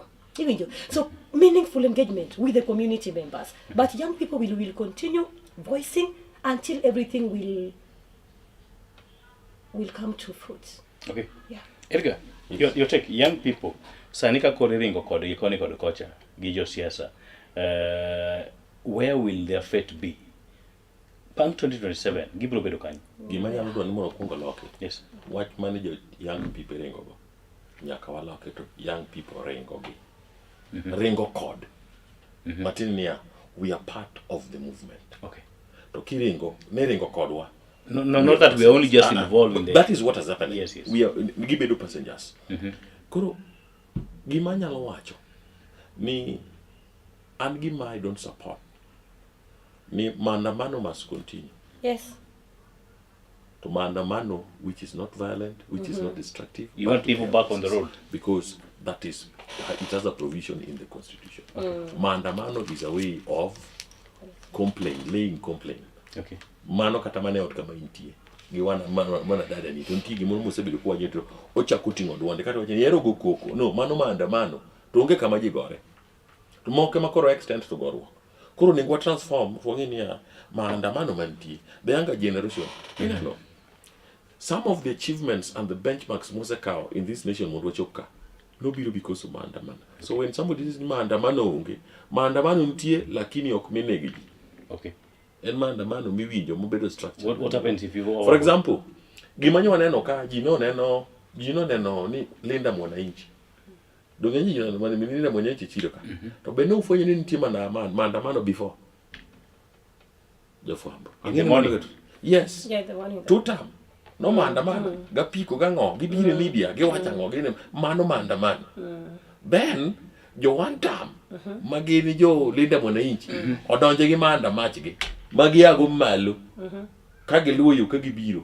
Magi dhiko nyaka Nyalenda. Magi chak giuga. Sama gi wuotheyo. Up to Kowor. Rally nete mogani. Kowor. No, giwacho ni gibedo procession. Mano maandamano. To negi succeed because sama negi andamana ngamane wacho to tam kichungeyo kinena kaka jikoro ngeny. To wari ibe koro in 1 term. Yes. Gidonjo mane kanisa. Tok ni koro kanisa ne na nyaka police kago 1 term. Because principal duty ne niya ka ng'ato dhi nyawadgi to ti. To kapo ni ng'ato do paro kode in a manner like so ni en 2 term and 1 koro safety peace prevail. Wangisi even the press freedom mantie sane is not a privilege. The one we are celebrating today. No, it's a struggle for peace. It's it a is a struggle for price peace. that was paid. That's true. During the maandamano mari the agency ntinyaka your media ufwambo manogo ge bonde nitimo go at close range to gin tagged maber na kila kitu matinde niya even the police mago joge be andamana odwa timo gimolel to ngato nti manyaka be ni kaw record ne koro wataki andamana ofili mano right to mano boka walu constitution jaomi thuolo mar wuoyo. Let our people speak. Even families mangeny ma wan go ma kama gidake gik moko lel. Yoy kangane kanyo to weche ngeny to ok dinge. Kana our people. That is Jaluo. They want gi weche maot. But kanya medo kanyo endo anyalo yi komiki wacho ni young people iringo godo. To iringo kodgi because okanyalo chini they don't have a choice.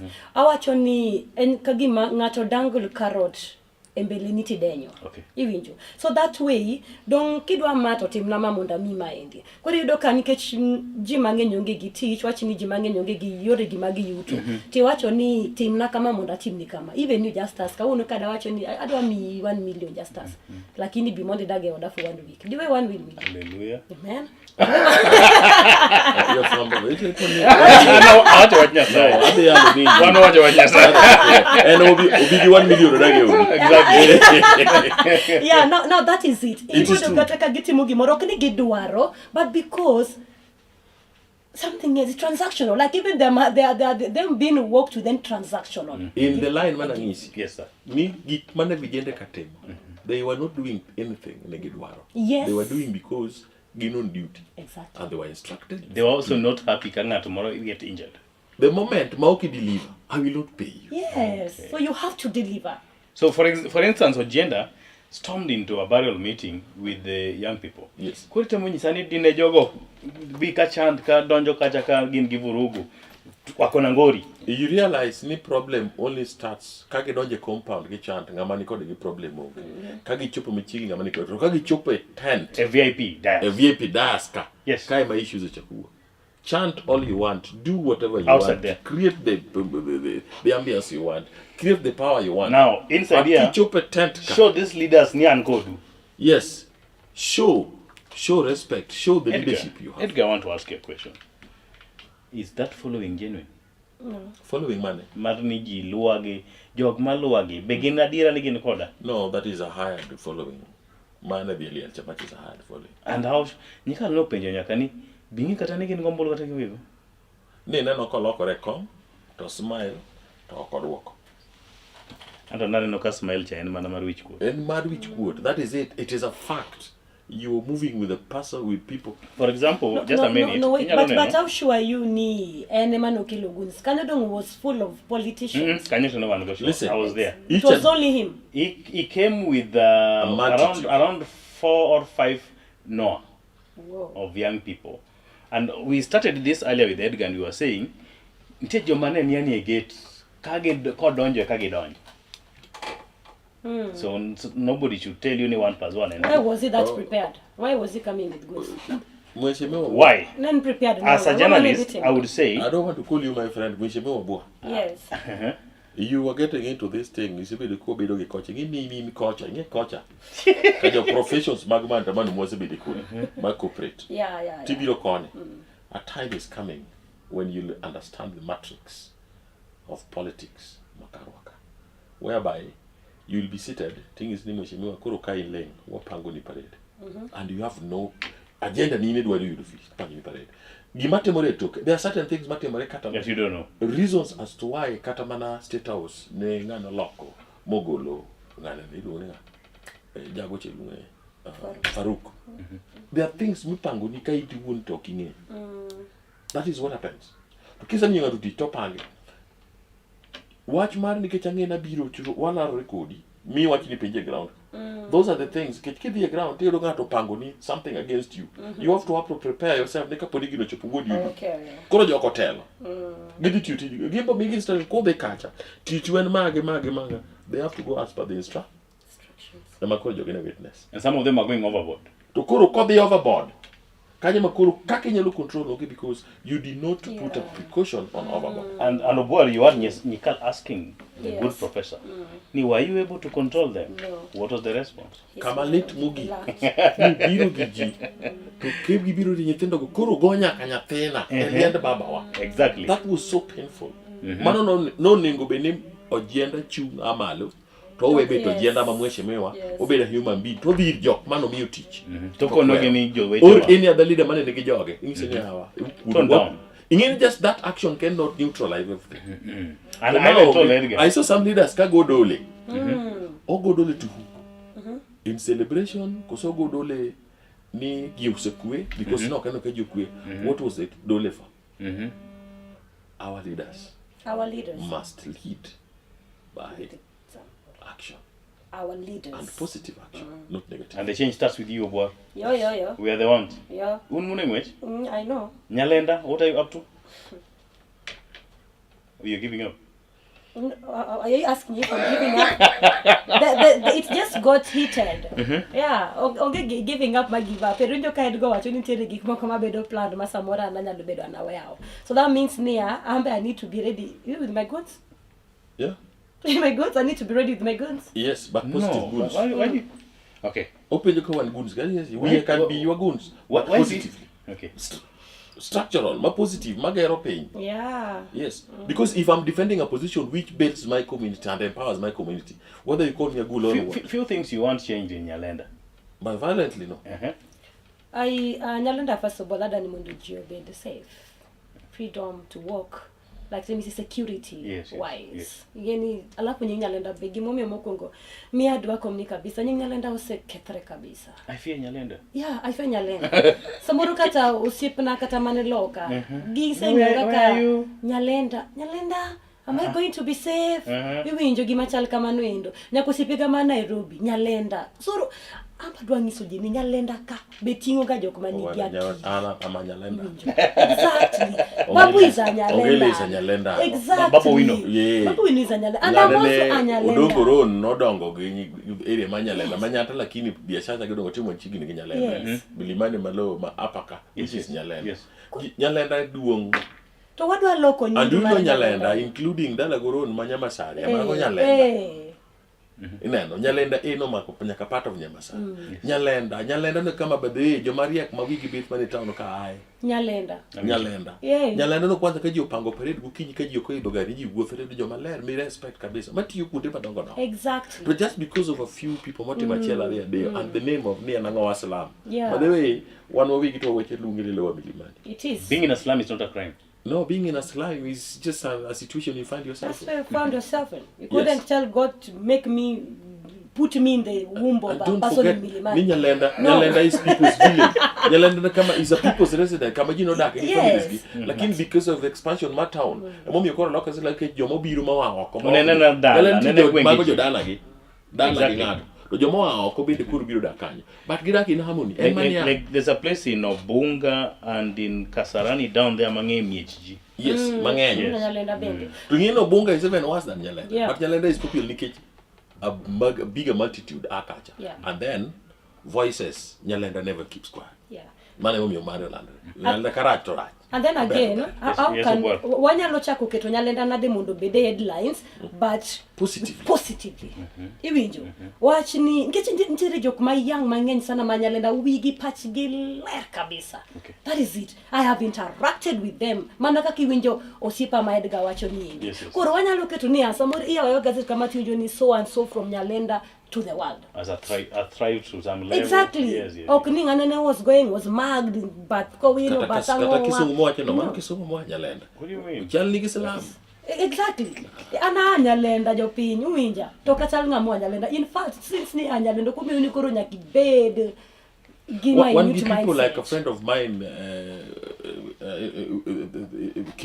the Queen Mother, Winnie. Nyalenda. Ko defend Nyalenda tinyawe ni kuro Kisumu to chung and Nyalenda should be because they know the power of living in Nyalenda. True. Nyalenda as a place is a place that builds you psychologically. It builds your mind in terms of capacity. It brings the readiness to face the world. The resilience. It doesn't give choices no shortcuts. Well, as you are going to the county assembly of Kisumu, be neno ka serikal mawuok e chani ni osetimo moro mar loko infrastructure gik matimre gwengewa kata kipimo Nyalenda gigi ni apar man devolution ochakre gi sani. Be neno ka serikal professor osetim. Okanyalo wacho ni onge gimoro amora mosetim. Okwan kuma wagombo ni mondo wabede to be okwan kuma ne wantiere. Koro nitiere gik mosetim. Adier sani kiwuotho Nyalenda to nitiere changes moko minyalo neno. Iwinjo. In terms of sanitation, sani Nyalenda okolil sana kaka nolil chon chane. Winjo ka sani cleanups nyalo timore, winjo ka construction sani dhi mbele Nyalenda kanyo endi ngeni miche to nitiere Nyalenda. But at least sani nitiere kind of gimiluongo ni order. Another thing kendo gima nyalo godo ero kamano. Wantie gi subtal. Both Nyalenda A and Nyalenda B. And that is a plus. Kowino. Yes, there is Kowino in Nyalenda A and there is Jolomino in Nyalenda B. Yes. That is a plus. Nikech chon kane pod subtende gi ne pod onge. Niyodo ka jine nyaka dhi services kanye. General Hospital ama JTRH. Lakini sani, a community member wuke oto de subtal to yudo services kanye wero. And that is what gima pod wamedo advocate for. Sami nikidwa mondo ini blood pressure mari. Ang'o midhi general? Why should you go to general? Malaria midwa pimo. Ikao fare kendo mondo idhi go general. Alafu samine no wuyo koni nitie nyaka hospital midwa yawo Nyalenda kanyo miluongo ni Kowino, the maternity wing. Yes. Mine wacha ni dhi konyore kanyo endo. Iwinjo. So there's been things done ever since Professor was here. Okay. Thank you very much. Just to conclude, sama koro mama wangu Edgar. Yes. Ngech mheshimiwa bende no kawo sawa gi kocha lakini still worth it. Mano kare. Professor Nyong'o wuok e tich kech chik. Nyawinjo ka jomoko wacho ni kata lok chik nyuomo dhi nyime ka tenre kod gik mineno kako tsunami gun and gik matimregi. And we can't, just a minute, we can't also forget gimane Ong'injo wacho.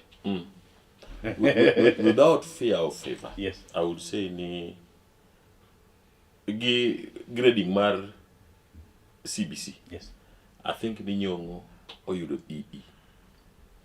E moro man excellent. Exceeding expectation. At the time mane Nyong'o ka hotel. I think there was one of the guys man mobilized the younger generation mane pingo Nyong'o mo adhi sitam kacha mo bet mo winjore.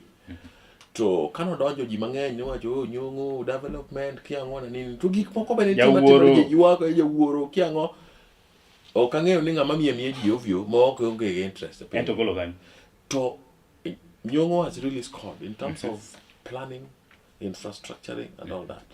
Kama gik moko sebedo ka goye kama koth goye nikech every leader nyaka koth goyi. You don't work in isolation, you work with people. Yes, Jomutiyo go moko nitie mo let down. ACS, CCMs gi, even our elected leaders, machalo MCAs and nini, our community be. Okosa wacho the right things but at the right time. Lakini nitie gik ma Nyong'o safuatilia makata ka okotimore maber to ti.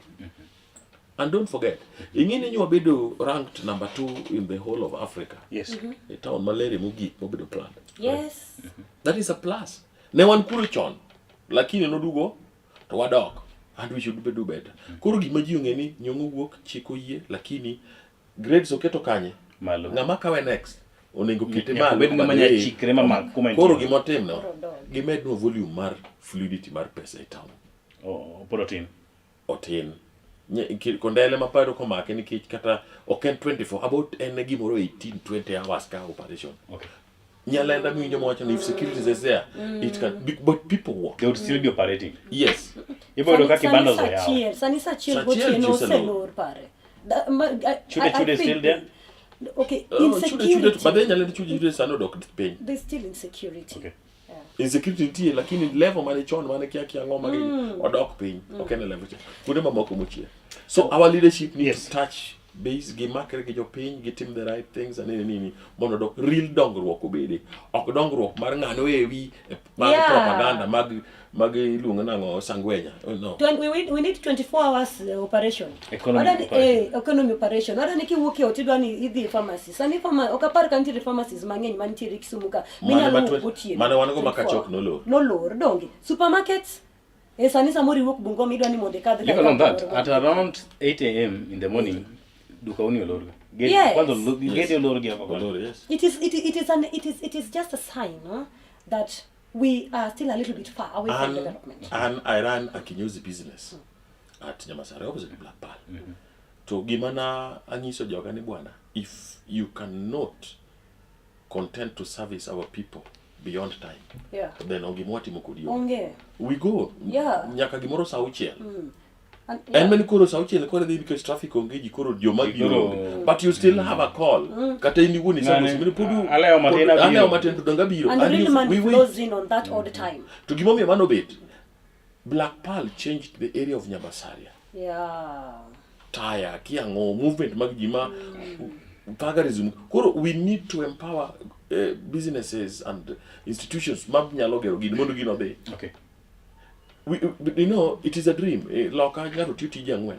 Not because niti jangwen were available. It is the running time of economy. Sure. Okay.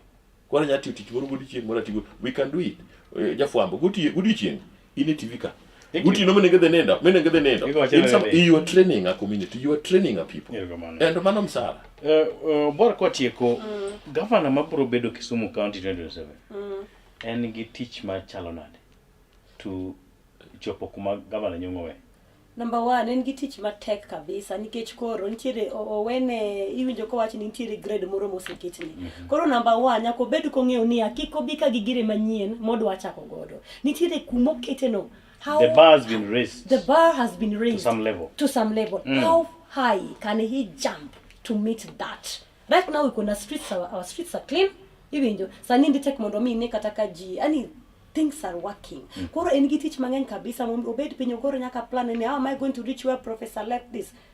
tingeno nyalo bedo kwade kabisa koro dawe gik ma professor setimo gote koro odwa chako gimi kamaro da kunyo river odwa kunyo gik ma don't even make sense. Alafu nitiere penjo moro mani penjo ka endi ni are we doing good as a country? That time wacho ni an penjo na bedo niya ang'o momiyo Kenya bedo ga caught in crisis.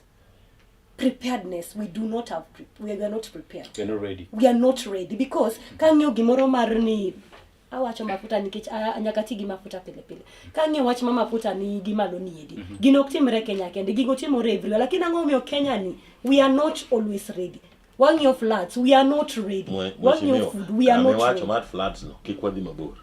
Sani oseng'iswa Kisumu kati to era karwako sweta. Kisumu ng'e, Kisumu koth chwe ma onge warning. Pa ochwe. Mano Kisumu. To already we are being warned ni kokobiro. To ng'iswa the preparedness. Ang'o mondo. Exactly. We know, but we don't want to prepare to act. Are we being what? Or are we being what? Okay. Sama wangu Edgar. Kati kumangisi. Yes. Let me tell you.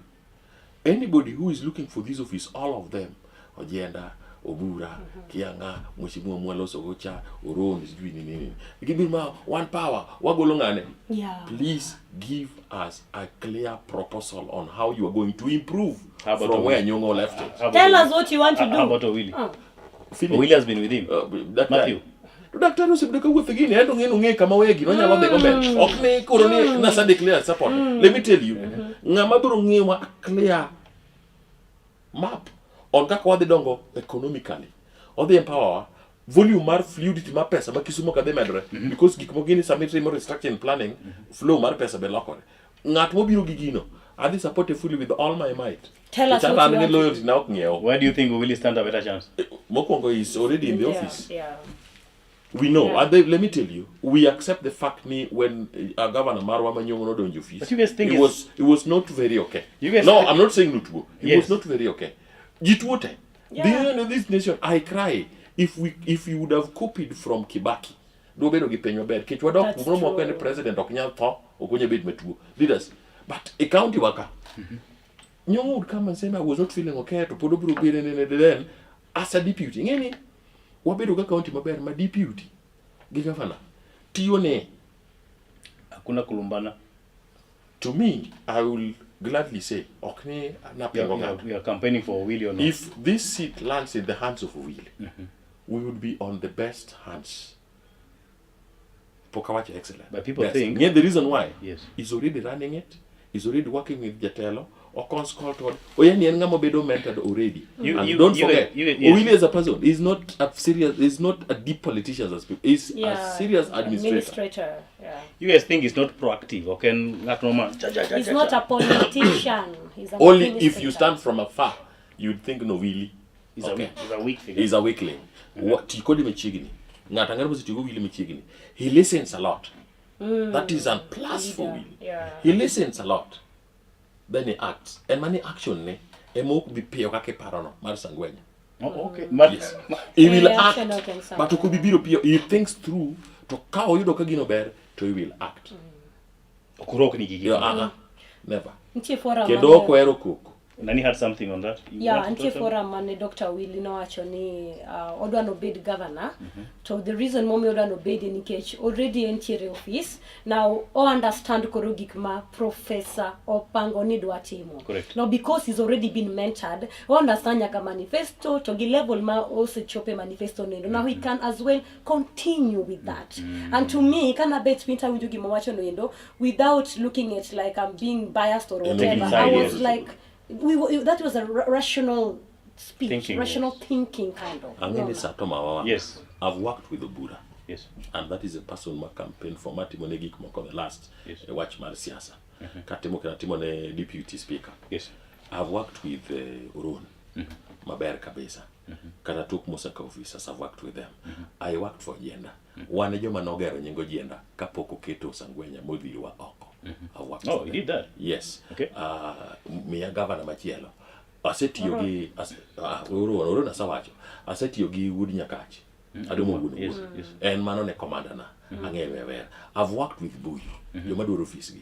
Mwishimiwa ni Mapoka Ruth Aseti yogo. Mangany. have some, talk to them, they will tell you. Gimange maber ni I'm principled and I deliver what I'm sure about. Gimange ni I'll describe to you all of them, the plus and the negative, the pros and cons mag jogi. Giduto gibeyo. To jite nigi yom margi. And the leadership marwa, we are better placed as Kisumu to get the correct leadership. Magarvanwa at Kisumu County. If you want. From Governor Yes. To only if we understood these people. And many kachako golo the demerits magjoge to goons biro manya. And many goons go kabiro. Give me a kani amdan goon. I have no business. So if we had time no more what digest gigi, what ngadigi, what deconstruct gigi, you do. Mundu you understand it, where are we going? So that kill wongato. Tilo ni kichangeyo, lower number 1, influencer NE, then obwongo bire. And you start with the brain. Kuro ni lock. Reverse. Kuro brain. Kuro nika de lock nango. Erga wachani kisa nito iye matelo, but it can be that we telo eka yibiro tamogi. Kuro sana ndo lock ya da won. Yes. We influences gi kuro we control it. Don't get the camera chill number D. Or number 2 only. Number 8 can development. Number 1 and capacity building. Dako dong matina parga chielo rom sangwen. Edga ne gibura moro ne goringe. Yes. Jeronim. Wangi no the nyasedi nyalo no chako tulo moro di ching in the course of the week, maybe at the tail end of the week or next week. Wabro partner Edgar wani wachako buangeke. I see you are a good duo. Wabro idu kendo chakwa wangeke watch.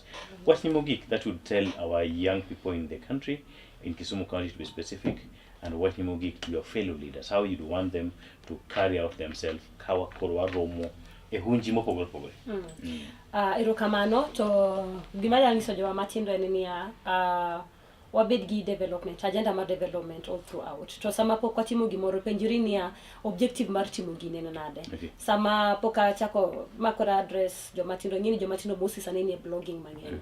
How can I do blogging constructively? Responsibly. Yes.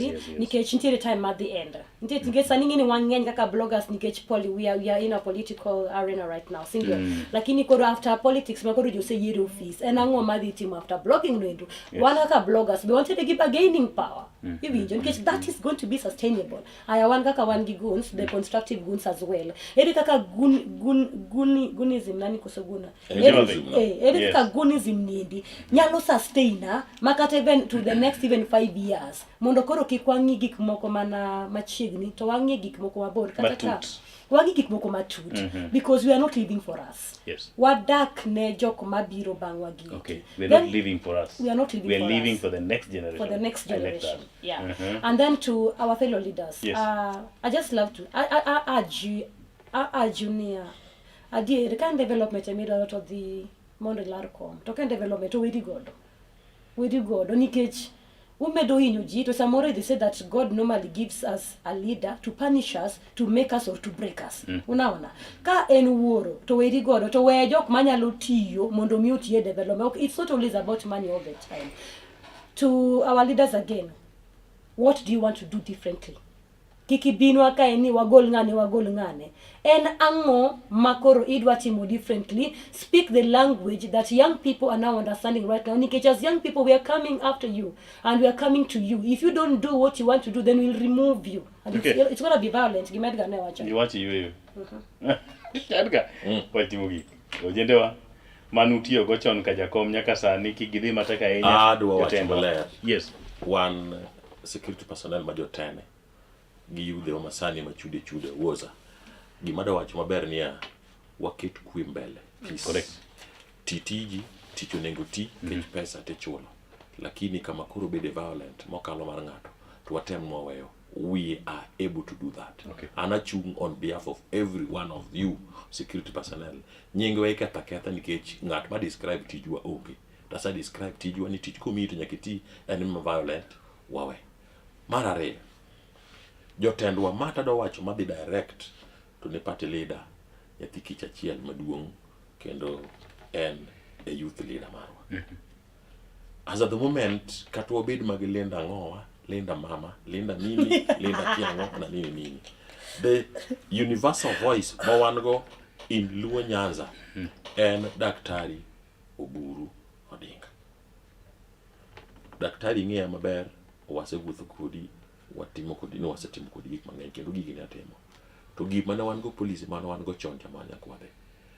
Manye kamoro kata wapange kama jotendwa nyalo kuothe ma ok wang'iyo ni ng'ato ni lendang'o as joluo kwawuok kacha to wawuok gik mara achiel asambet mwarome wate to wa discuss kech samo wuene waweyo jirani gi ng'ane influence kaka wadhi ok ni okinyal kaka party leader ok ni okinyal because I've always known you to be a universal, a unifying factor in every aspect kata bedo nango kata mano wadu mejakom kane isiemo ting'ise kendo seche kata ma Ruth ne luonge ni wuon Fidel koro ok en right wuon Fidel wadagi to dok chien ang'o ma mono watimo mano sani ne leaders wa mondo community obed ma structured wagerre ki pesa sani bende une sirikal une sirikal awacho kamano nikech ajaluo tawacho ni un nikech un machiegni gi samone sirikal ne onge ng'ama nyalo yawo lweny but kendo kama ni tede ring'o kogwe ring'o no udhi chamo ng'o. Okay. Edgo kete kanyo koro mga jong deko sakalo kanyo udong dakika matin madirom matariyo to romo kanyo samweno kinyi maket kod maendi wahadho bathe matin kech thuolo dich mabende no bedo kaendi to akachiel kachiel e yore go mag simbe kanyakla koda mamoko mathoth in mabende nikete Kala TV kendo ne luwo wechegi kachiel kachiel wagoni ni erokamano Nyasaye konyalo ni to nyalonwa koni wachako watime kendo odiochieng' makiny chieng' Tuesday mabiro bedo kod chenro maket kod maendi nyaka kiny warom kendo iluonga ni Justice Adoyo awuot seme erokamano ne jogo duto mabende nonyalo ni chenro ni eri odhi nyime yo makare producer mara mano migosi Ishmael jokanyo duto kanyakla kod wenda abolora agonu erokamano wachako watime kendo odiochieng' machielo ka Nyasaye onyalonwa. Erokamano.